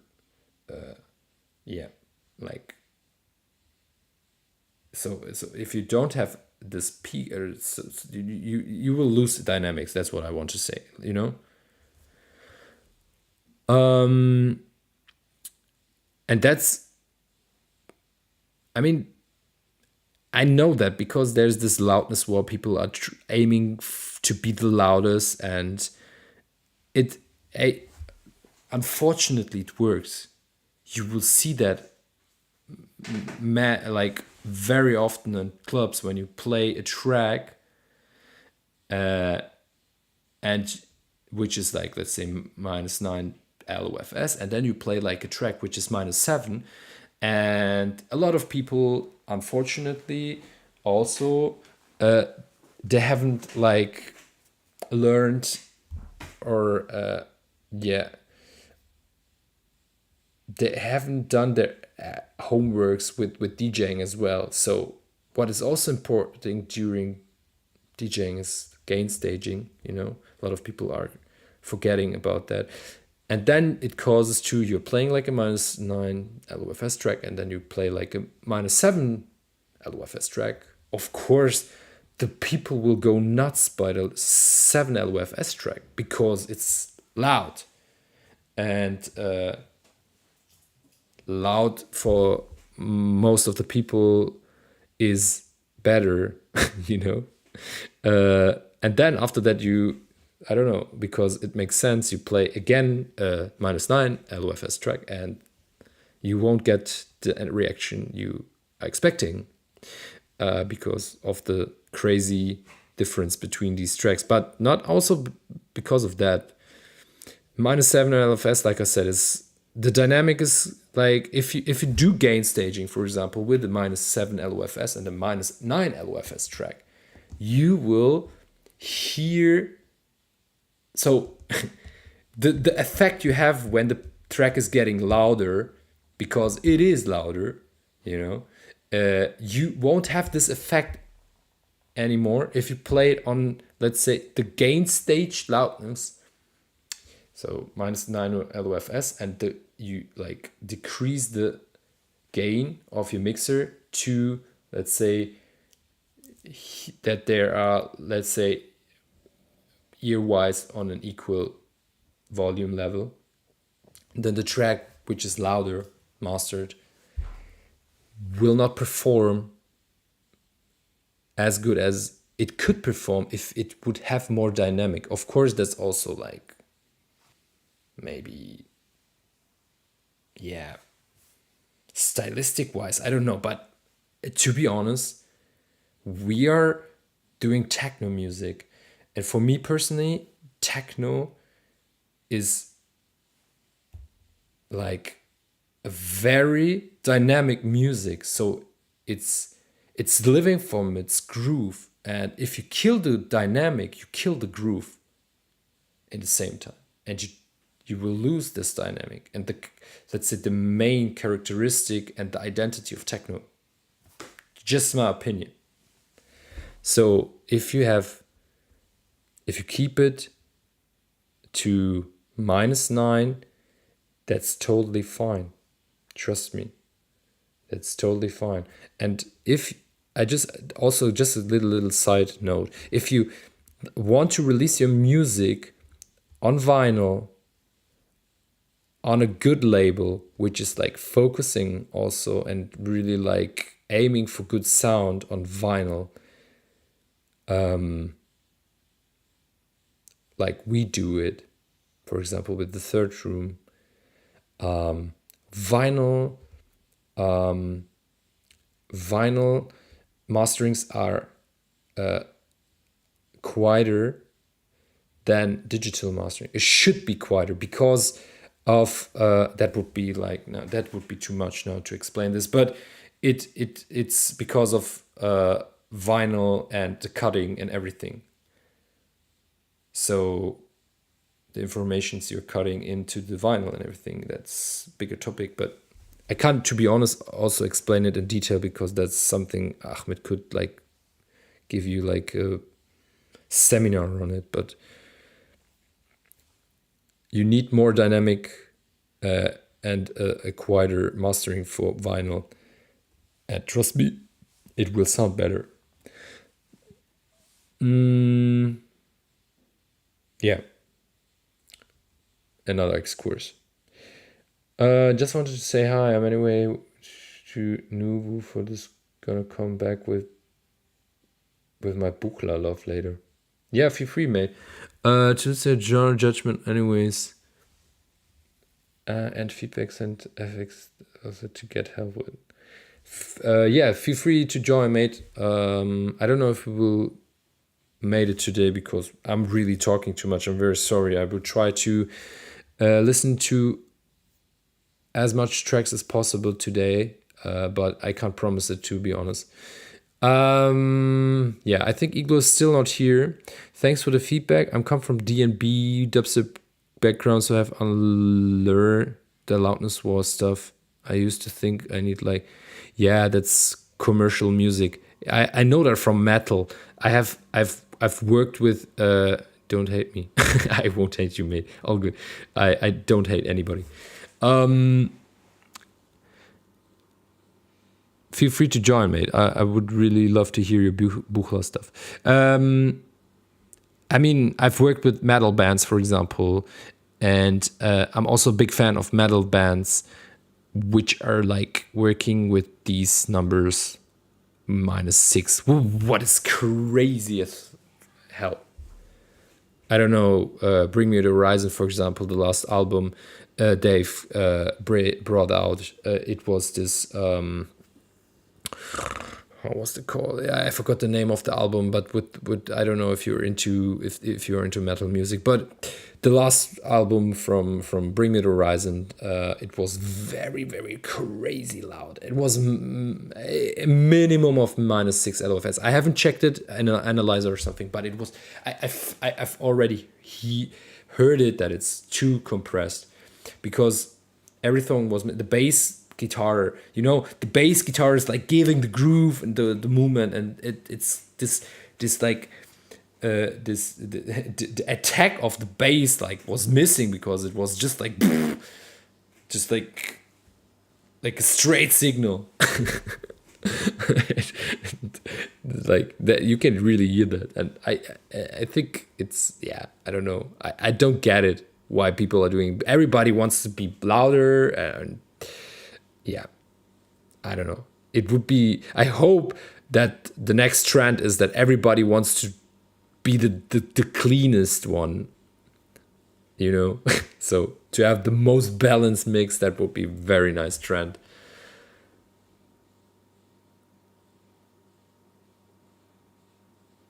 My Paul has a track with a hard groove label and they want -6. Hey, like I said, that's... I won't say too much. I don't want to judge about these people because there's a lot of... there's a lot of... there's a big lack of knowledge, technical-wise, you know? Same with other aspects in life or club and festival. Like I said, people like festivals trying to make big productions and everything, or clubs want to be crazy nice and this and that, and I don't know. Fucking hell, do your fucking job and do the main thing, which is the most important one, and focus on the sound, you know. And that's the same thing with masterings, you know. The people are trying to aim for -6 because everybody's doing that, and somebody started with that. I don't know why, but somebody started with that, and everybody did it again. I've talked to so many people who are doing mix down and masterings, and everybody's, I don't know, ask Connor Dalton, for example. So, you know, I've talked to a lot of people who are in this fucking industry and doing professional mix down masterings. Doesn't matter in which genre, and everybody will say to you, man, I don't know what that is, but people want to get -6 dB, and I will give it to them, you know, because they want to have it. I don't understand that, because it's really ruining also our listening experience, you know, and also our education in listening to music. You know, it's so the focus is like shifting to things that are irrelevant, and for me personally are wrong, you know. For other, it's just for me, you know. For other people, it looks like it's relevant for them, you know, but that's not right. It's not, like, technical wise, it's not correct.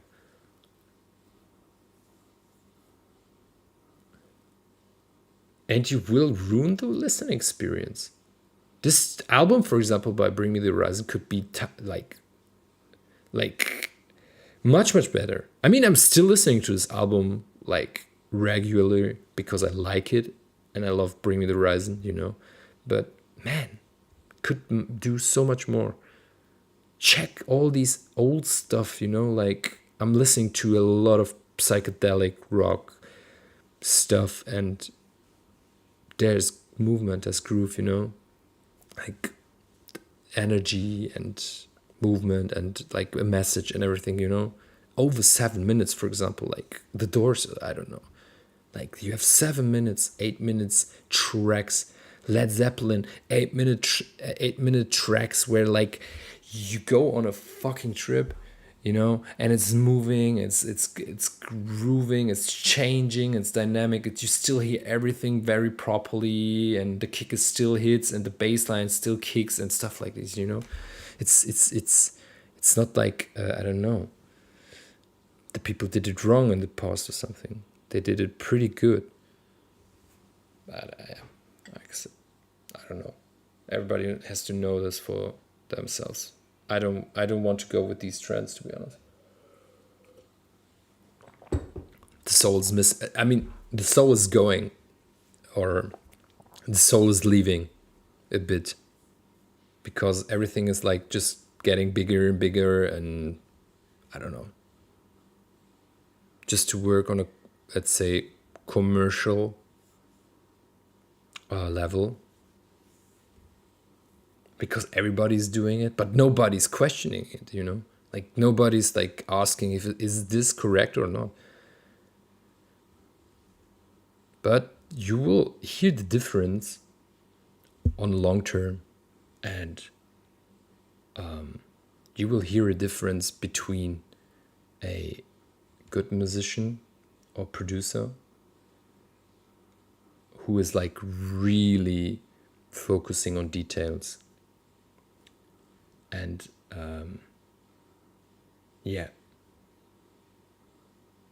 taking the extra mile, working and educating themselves in this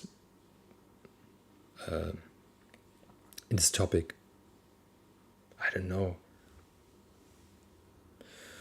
Overmono, Joy Orbison. I mean, you hear the difference, you know. Why are these people so like popular, or like, or not popular, but why are these people so established in this scene, or why so many people looking to them. I've listened to today's very like a monologue YouTube session. I'm very, or like stream. Sorry for that. But I really love to talk about these topics. Maybe I will do a like session where we just talk about these topics. But I've listened to Claudio Piazzi. You know, Claudio Piazzi, I hope so. Or Luigi Tozzi. So these are people, they're like doing music for, or Nas, for example, who brought out music now recently on The Third Room.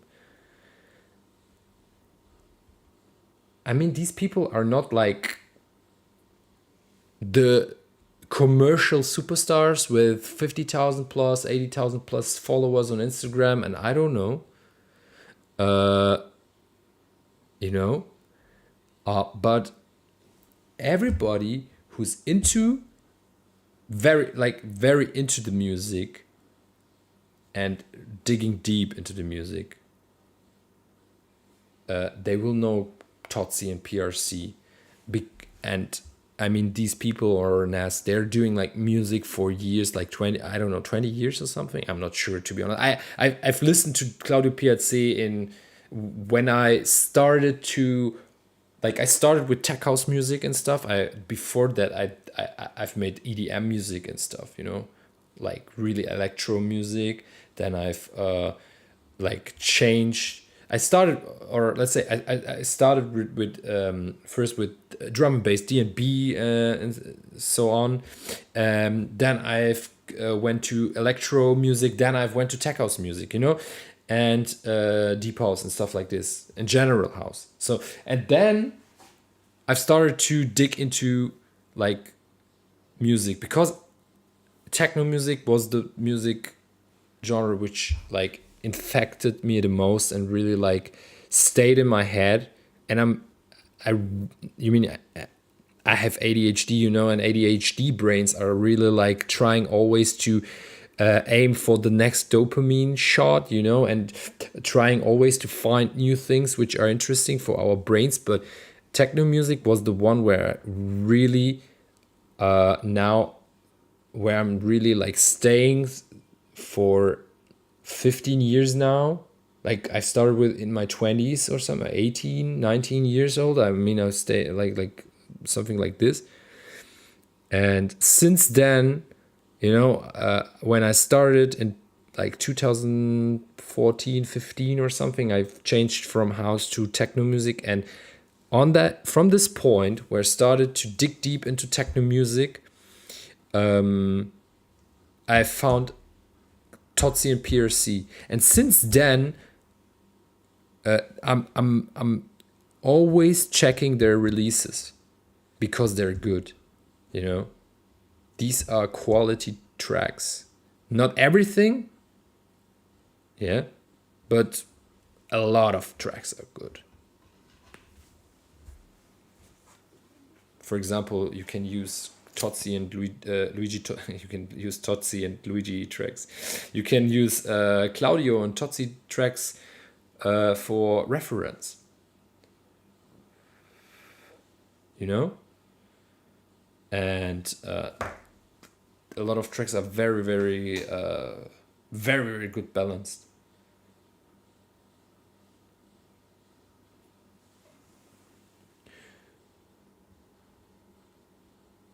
So, another monologue. I'm really today. I love to talk with you and to hear your opinion. I don't know if you like to. I mean, it's nobody. I mean, people are still online and watching, so I don't know if you're just waiting on the feedback or if you appreciate my thoughts on that, or do you think like, oh mate, stop talking, go on. The Instagram gonna reset in 3 minutes. Yeah. Let me check. 51 minutes. So we still have 8 minutes to go. Perfect timing for listening to Hunch track. Hunch, are you still here after my very long monologue?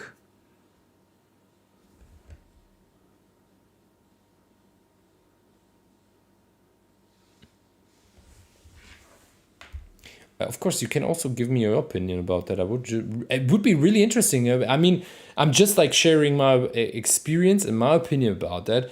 It's always very interesting to hear also opinions from other people. And why?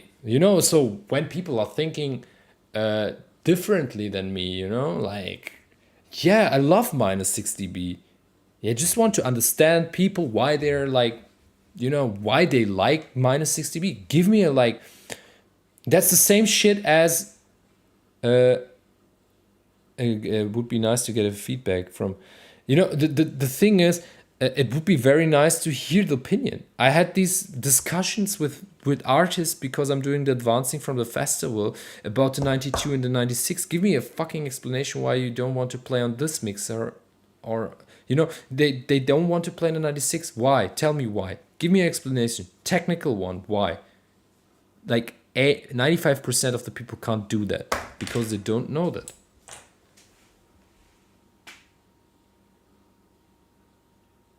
Harvey Mackay. Boy, I haven't listened to Harvey Mackay like for years.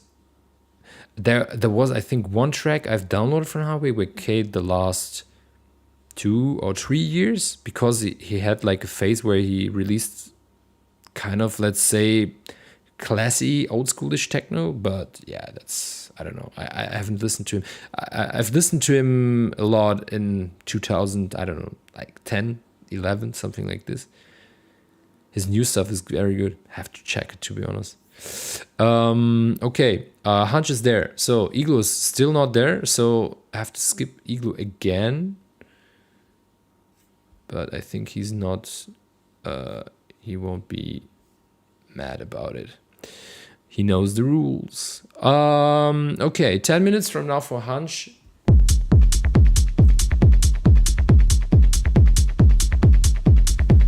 And Lukas also wants to get feedback. I think we will made it also for Leukos, Lukas. And let's see how far we will come today.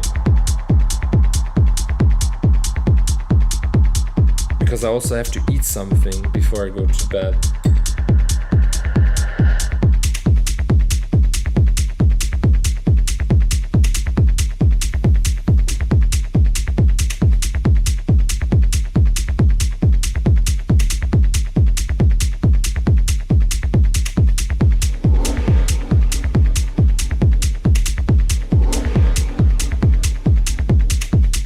Six minutes on Instagram.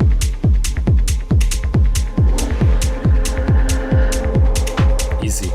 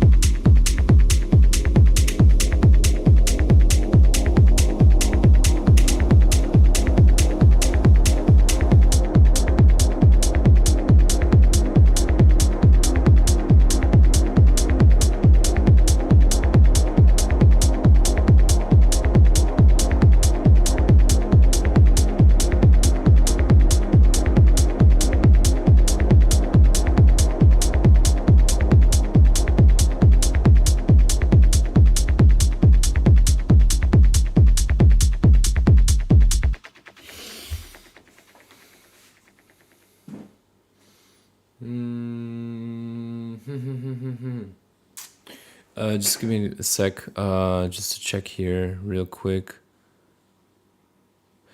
I also like the groove from the track, to be honest, like the bass kick or sub bass kick combination. It's groovy. Just let me check, because Instagram is now on 59 minutes. Can be that the stream is now going off again. I'm just trying to check it here. I mean, hunches on YouTube. Anyways, sounded okay for me. I think the only thing that I recognize is I think you have like kind of a dip in the mid range, like all these atmosphere sounds and these pads and everything. They're like, oh no, it's beendet. Yeah, it's like gone again here in Instagram. I like that. I really love that. Give me a sec. I've waited on this to restart just the stream here. So feedback loop 02 January 19. My God, 26. Sake. Weiter.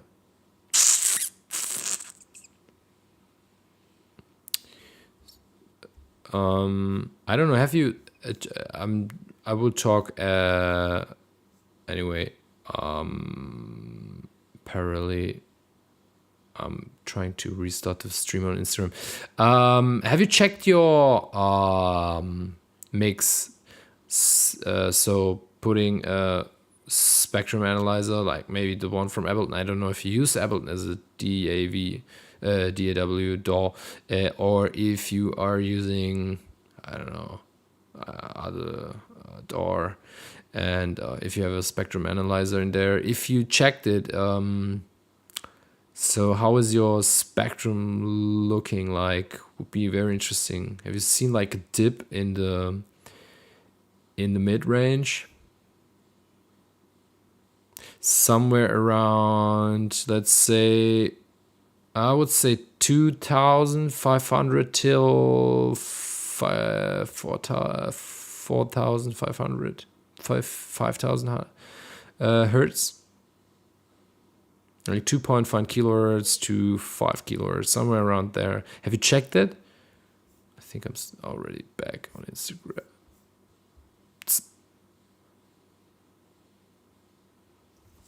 Let me know, because something is missing there, you know, like this. There's like kind of a dip. And it makes a difference.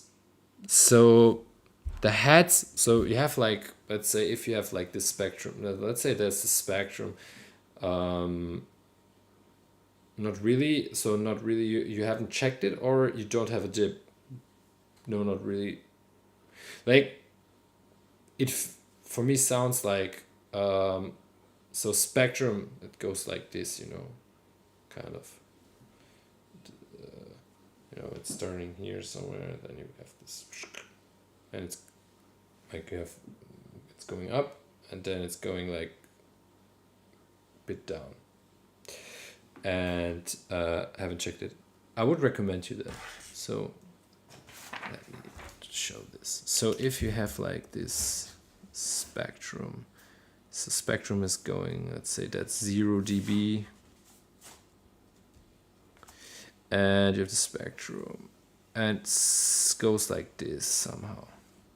No, kind of. I'm really bad in like drawing things. See that? This kind of, let's say, a spectrum should look like, you know. And your spectrum sounds like this. This is now the real, and your spectrum sounds like this, kind of. Like you have this, and then you have this dip, and then it's going back. Yeah. This is how your mix sounds like, you know. So you have like at 2.5 to 5K, have kind of a dip. This is how it sounds like, you know. So I have a very like present low end again, and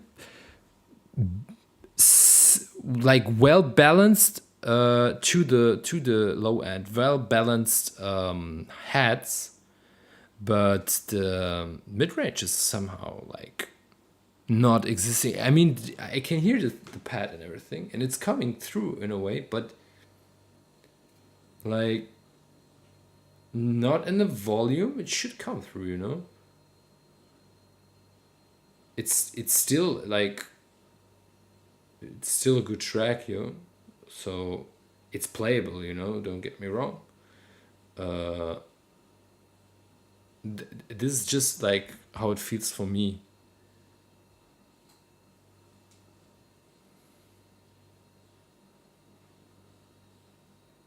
Maybe check it again. So I don't know if you want to release it. Unreleased track last month, so it's mastered. So I assume you have signed it to a label or something. If not, check the mid range. So check these pad sounds and everything. I don't know how much dynamic there is on the pad and everything. So check the difference between the RMS and the peaks signal, and if the pad is if you have done the mix, yeah, or with avoiding the pad sound peaking too much over the rest of the mix, I would go for like a compression and trying to increase the signal and the loudness of the pad, and so it's getting a bit more volume, you know. So in the end, also like a bit more like yeah, like more space in the mix, and it's yeah, getting from, you know, from this here, like with this, let's say, dip here to this, you know. So it's getting more like sound carpet. I'm always saying sound carpet, you know.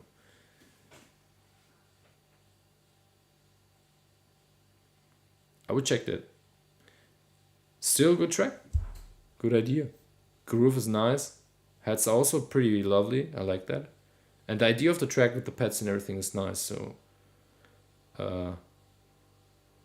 it's really just the mid-range stuff. Okay. Thank you very much for contributing. Feel free to send your stuff every week if you want.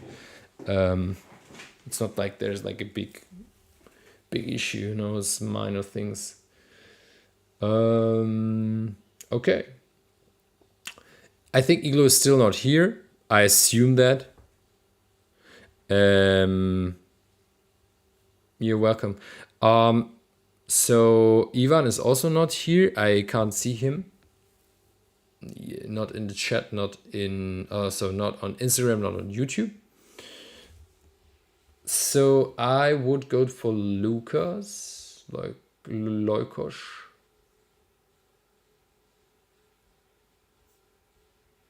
And would give him 10 minutes from now. And I also hope to made it for you, Mohawk, as well. I don't know, DJ Late, are you still here? I don't know what's with the rest, to be honest. I haven't seen anybody of them so far in the chat. Maybe, but I haven't like recognized any names from the list.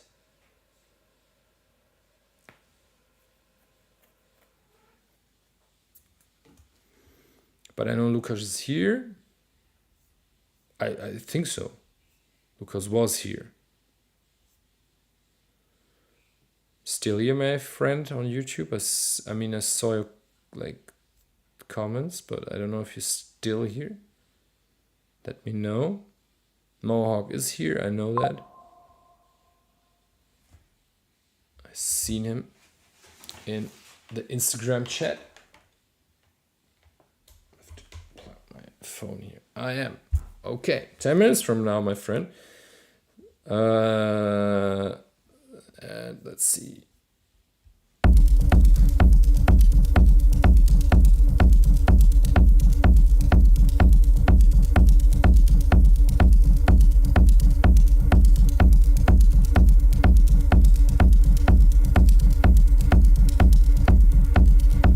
I think the low end is not in mono.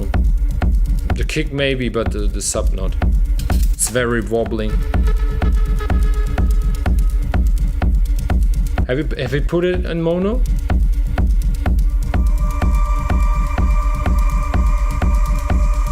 It sounds like the sigh. So underneath 180 hertz, there happening a lot of things on the sides.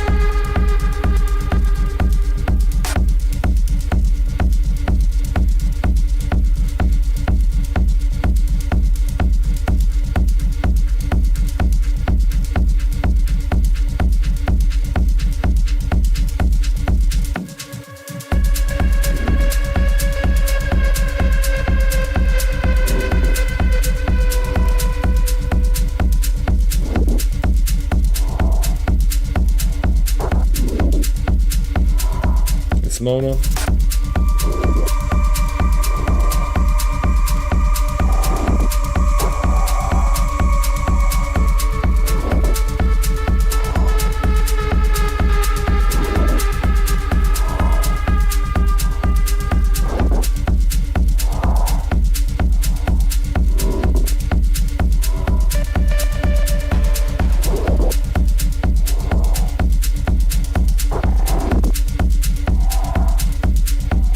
It's strange. It doesn't sound mono. Do we have like a second layer or something on the sub?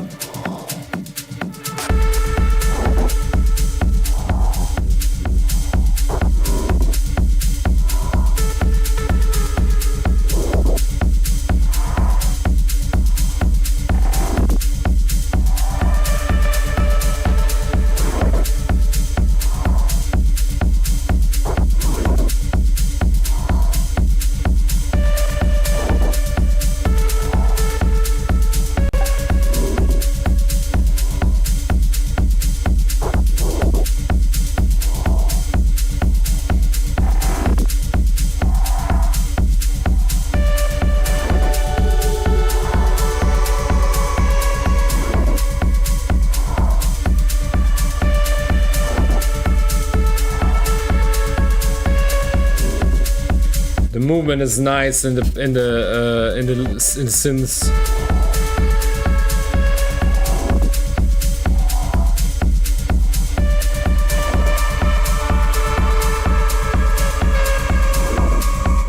Very spooky.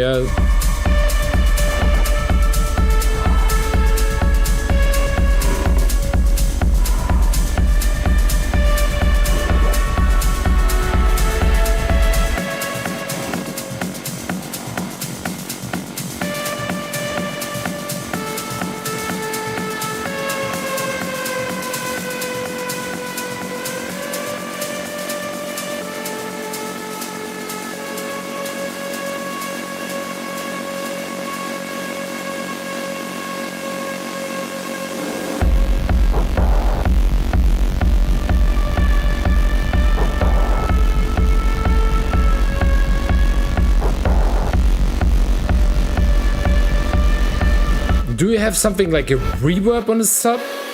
It sounds very like there's something like wobbling, you know?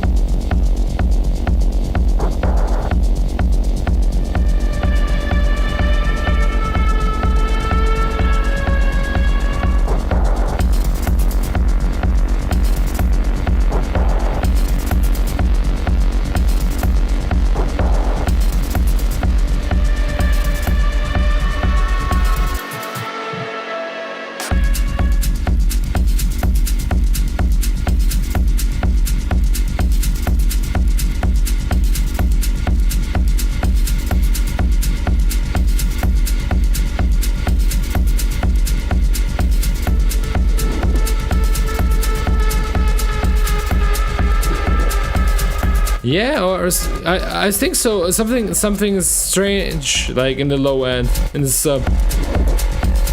Somebody wrote on Instagram, sounds like a big delay on the sub.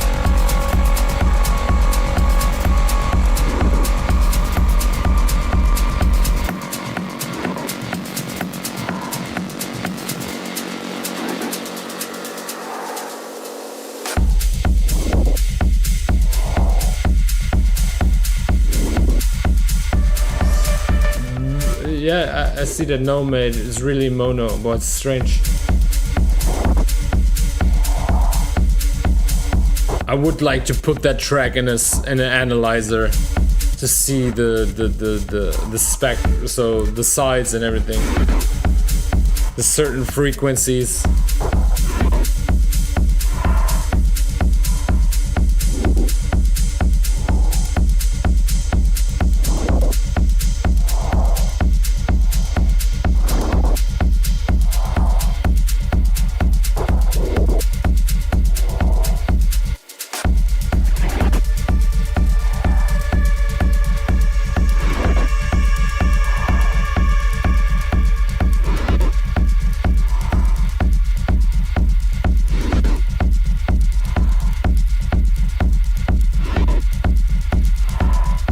Yeah, Mohawk is listening in mono on Instagram, right?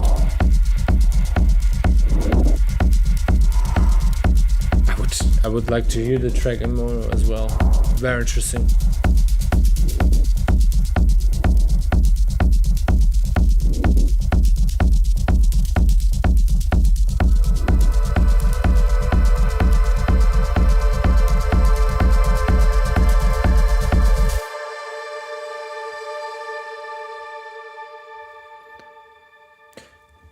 Track is not the track sounds pretty nice. I mean, the idea is good. Everything else is also fine. It really just confuses me with the sub. I don't know why, but it feels very like wide, you know, especially underneath 180 hertz. It sounds very like wide. So just 2 minutes, 2 minutes 40. So just really to have everything together, like the kick is in mono, and you have like this sub bass, which is also completely in mono. Or have you like set like the signal mono till 180 hertz? Have you sent the sub bass some maybe to a reverb or a delay or something? Just to have all the informations together. Like the kick for sure. I mean the kick, yeah, that's mono. Okay, the sub is really just because of I'm really interested just in the sub. But if you roll, yeah, it's maybe one. Yeah, but that's the thing, you know. Underneath 100, it's mono. Yeah. But everything between 100 and 180 is still like moving on the sides as well. So we have this really like these peaks on the sides with the low end. Also, a question, I don't know which sounds you're also using. Okay, but yeah, it's definitely sub, but I don't know if you also checked all the other frequencies like the bass. There's also not only the bass, but sub bass, but also maybe the lead bass and stuff like this. If it's cut on the sides till 200 more, till 200s and everything. But I have the feeling that's really happening. Put the track into an analyzer and see, check the sides. Absolutely, for sure. Like maybe you can. What you can do is I don't know which DAW you're using, but you can put like the also the EQ8 on the master and put the like yeah, like set a marker on 100. Yeah, from 100, let's say. Really increase the Q until the highest point, and turn on the listening mode so you can listen only to the frequency you have chosen, and then go from 100 to 180 and just change the filter, the marker from to sides, so that you only listen to the side signals, and then go from 100 to 180 and check what's happening there in the sides.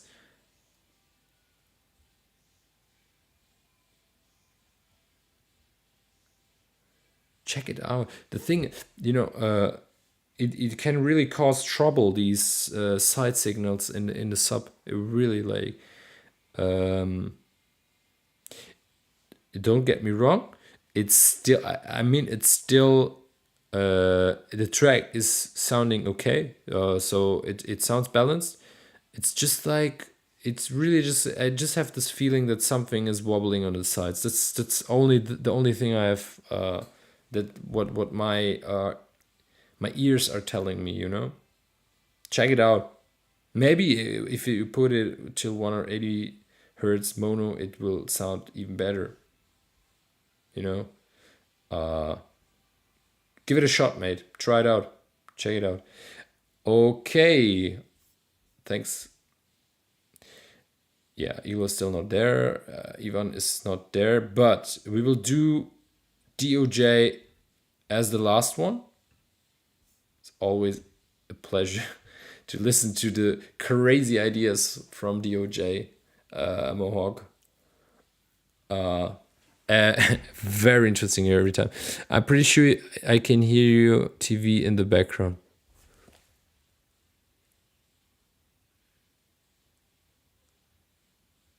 Yeah, I think so too. That's my wife. She's watching TV. I'm sorry.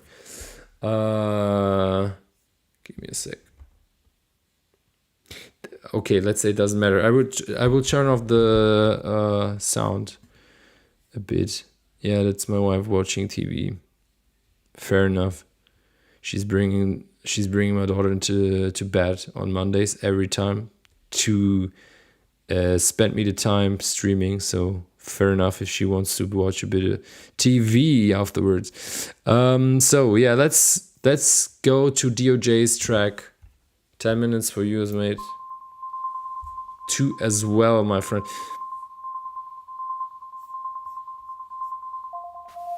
Yeah, thank you very much again, Lucas, for contributing.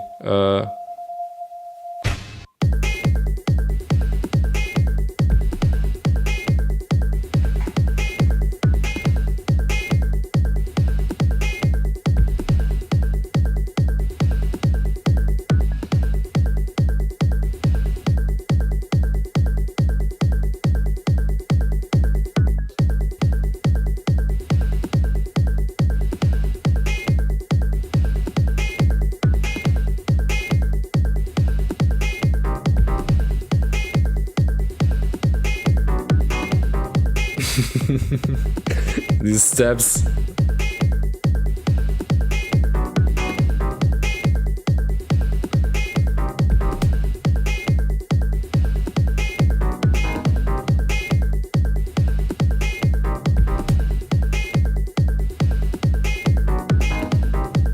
The kick is so the steps are not in balance with the kick, but I like the steps very much.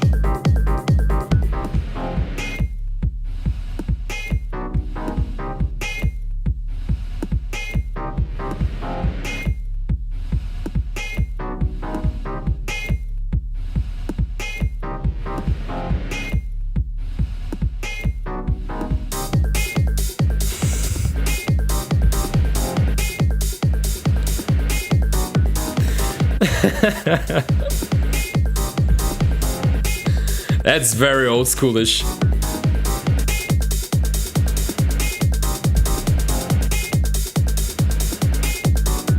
The heads are like very crazy peaking in the mix, coming through even more than the kick.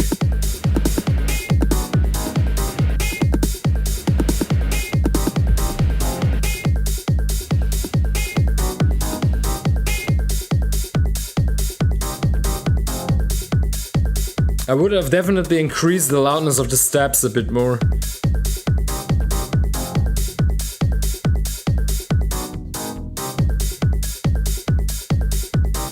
And I would definitely decrease the volume of the heads a bit.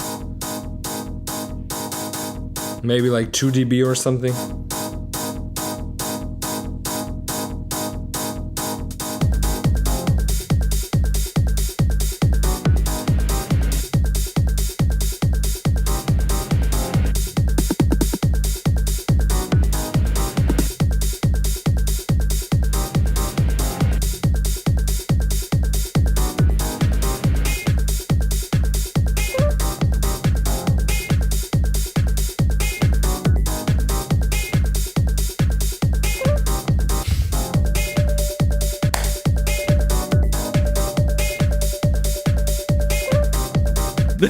What's this?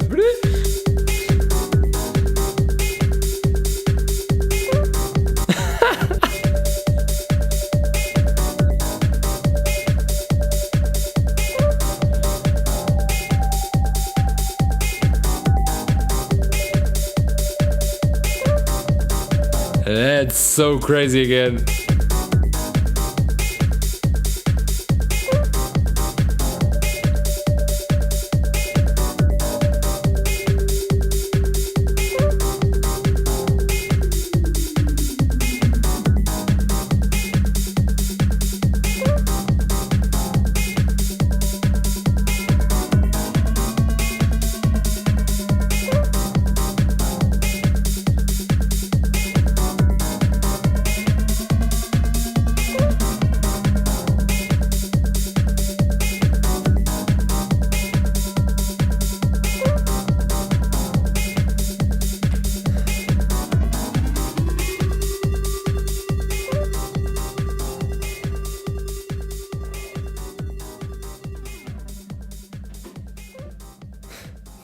This sound is so crazy.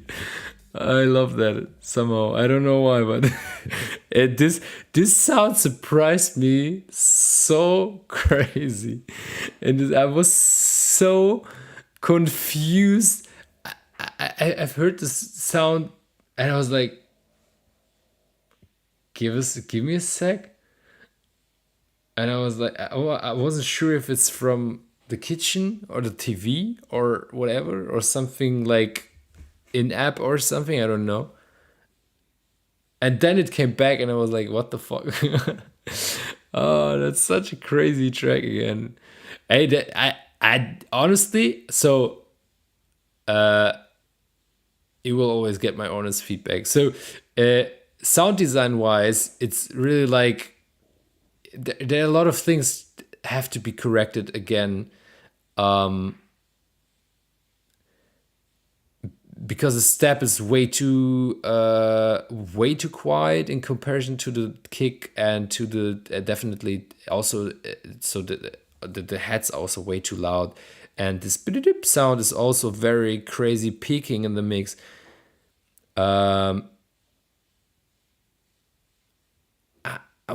I'm just fascinated by this very like crazy approach doing music. That's so interesting. I really, I mean, I really like your stuff in a way. I can't even explain why. I it's like this, the first time when Mohawk sent a track, I was so speechless, because I didn't know if I was enjoying it or not, or I was just confused. And it's again like, it's very old schoolish, it's very like 90s ravey-ish. So the explanation, description is like on point.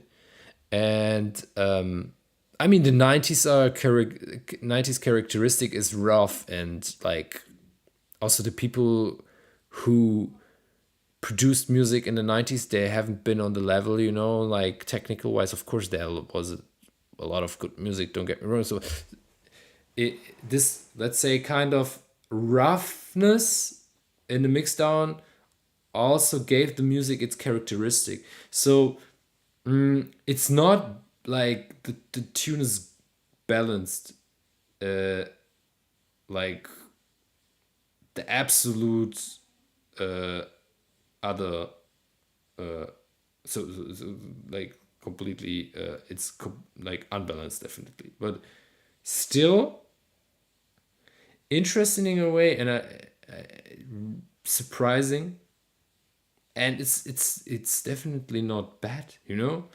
I don't know how you see that. It's still somehow interesting, and I, to be honest,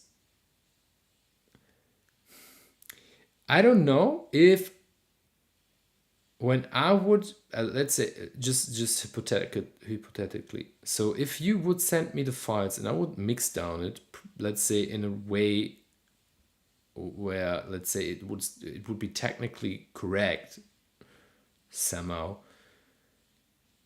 I don't know if the characteristic of the still would be the same, you know. So it is this old school vibe, which is and this yeah this imperfection, and maybe even this uh, this technical faults, which are giving it kind of a lovely vibe. I don't know how do you see it. Let me know, chat. Would be interesting. What do you think? So, uh, yeah, the Mohawk caught me off guard again. So every time very interesting. Mixdown wise, it's not good, but idea wise, it's really like interesting every time. I like the steps; they're crazy. I would love to create kind of these steps. They're sounding so like so punchy in a way, uh, and so dirty. Crazy. I wanted to put the steps down in the mix. Yeah, crazy. Yeah. I would give them more presence in the mix because they're really like the leading element in the track. For me personally, but yeah. Interesting every time, my friend. So uh yeah, crazy. Yeah. I don't know who's still here.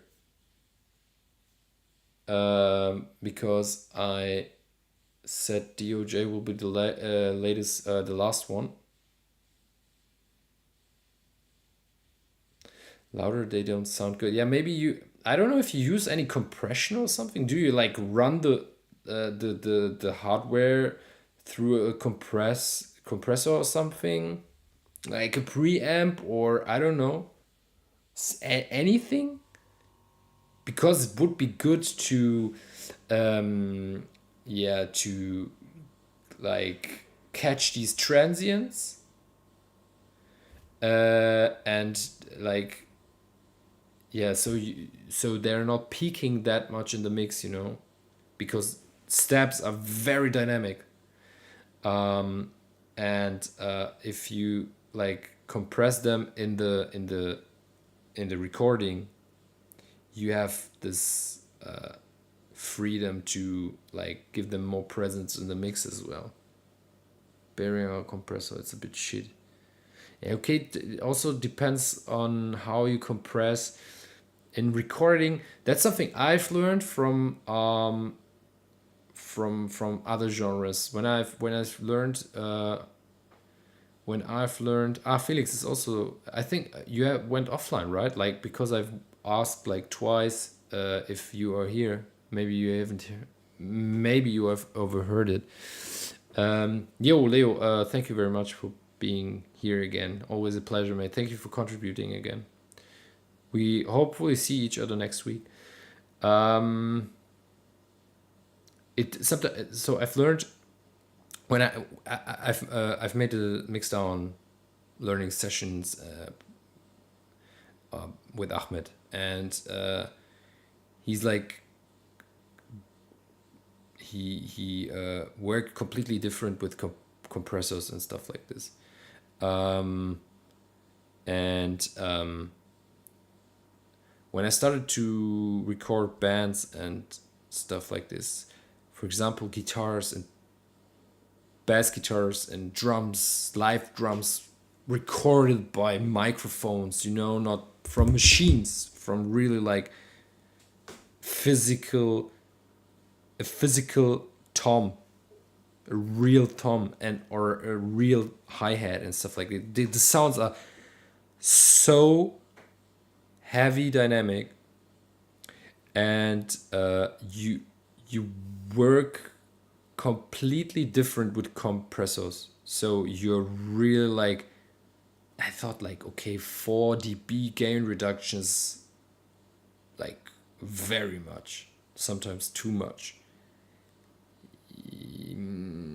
Depends. So when you work with, let's say, digital instruments, for example, or already processed sounds, yeah, this can definitely be too much, because the sound is already like, in a way, compressed or processed or whatever, But like recording, for example, e-guitar, like electric guitar from a microphone, or like, not, yeah, from a preamp, like my e-guitar, like a guitarist is like putting their e-guitar, electric guitar, into a preamp, and you're like putting the microphones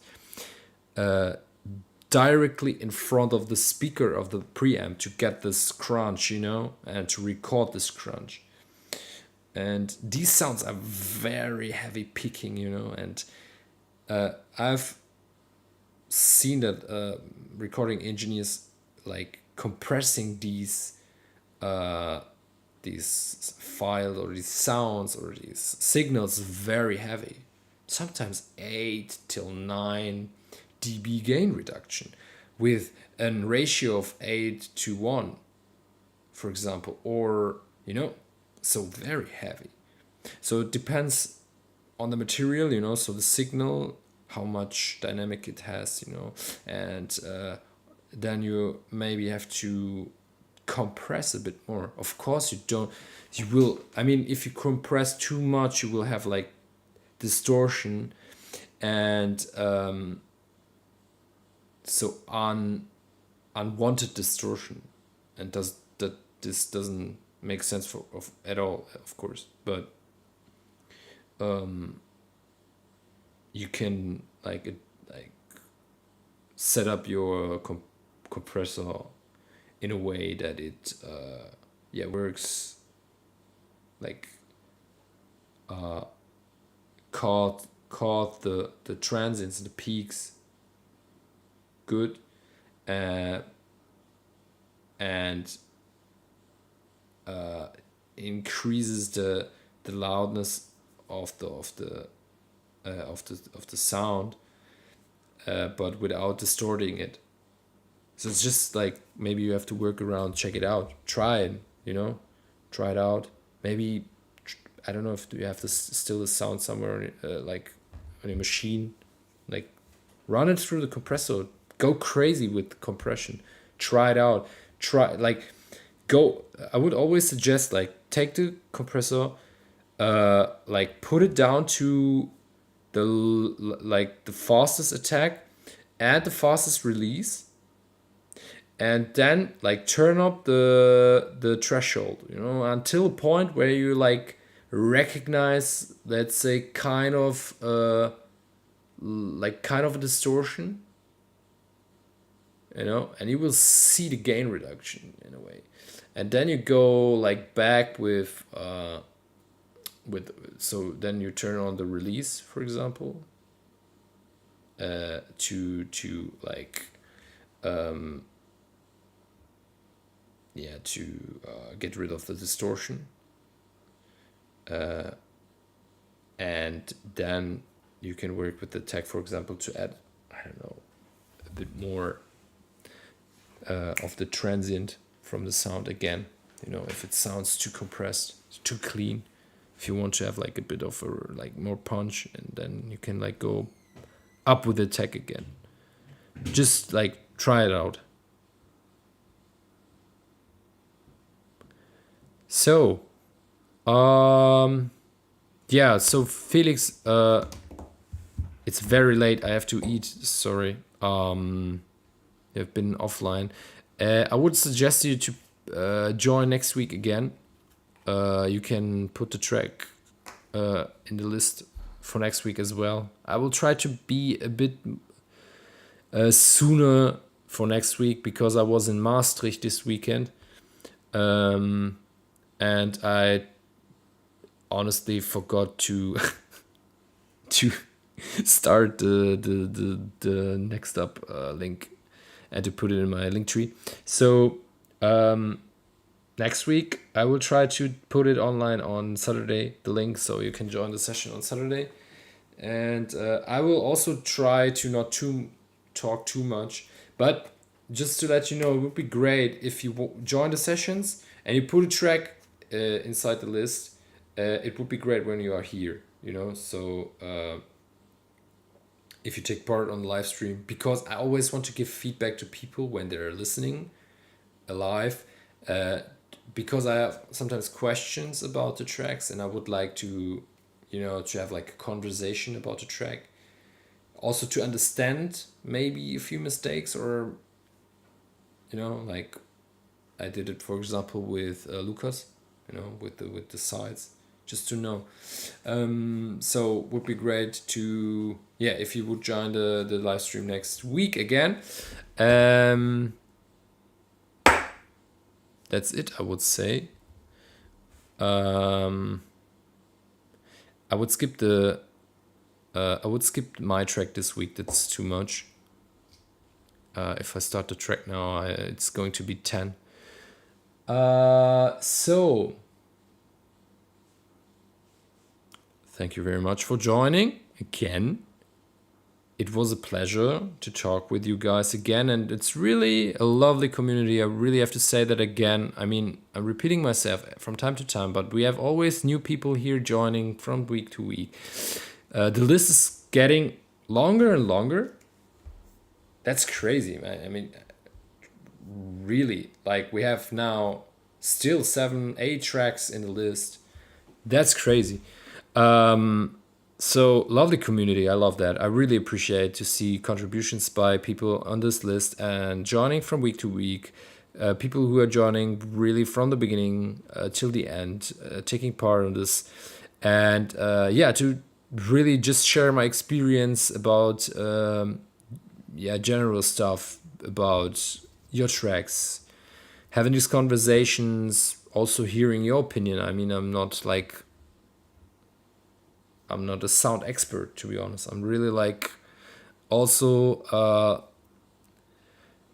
I'm also still learning a lot of things in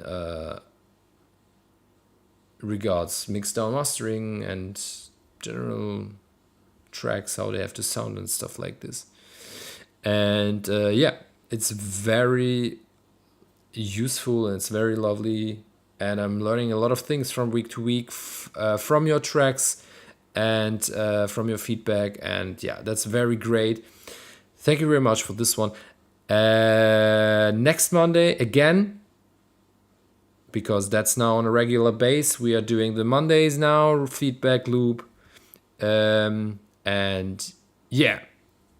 like I said, thank you very much for tuning in live with me, and I really appreciate it. And I would really appreciate to see you all again next week for the next feedback loop. And until then, hope you will have a wonderful week. I hope you had a beautiful start in the week. I wish you a wonderful rest of the week. And stay positive, stay friendly, be nice to everyone. And I hope to see you all again next week. So bye bye.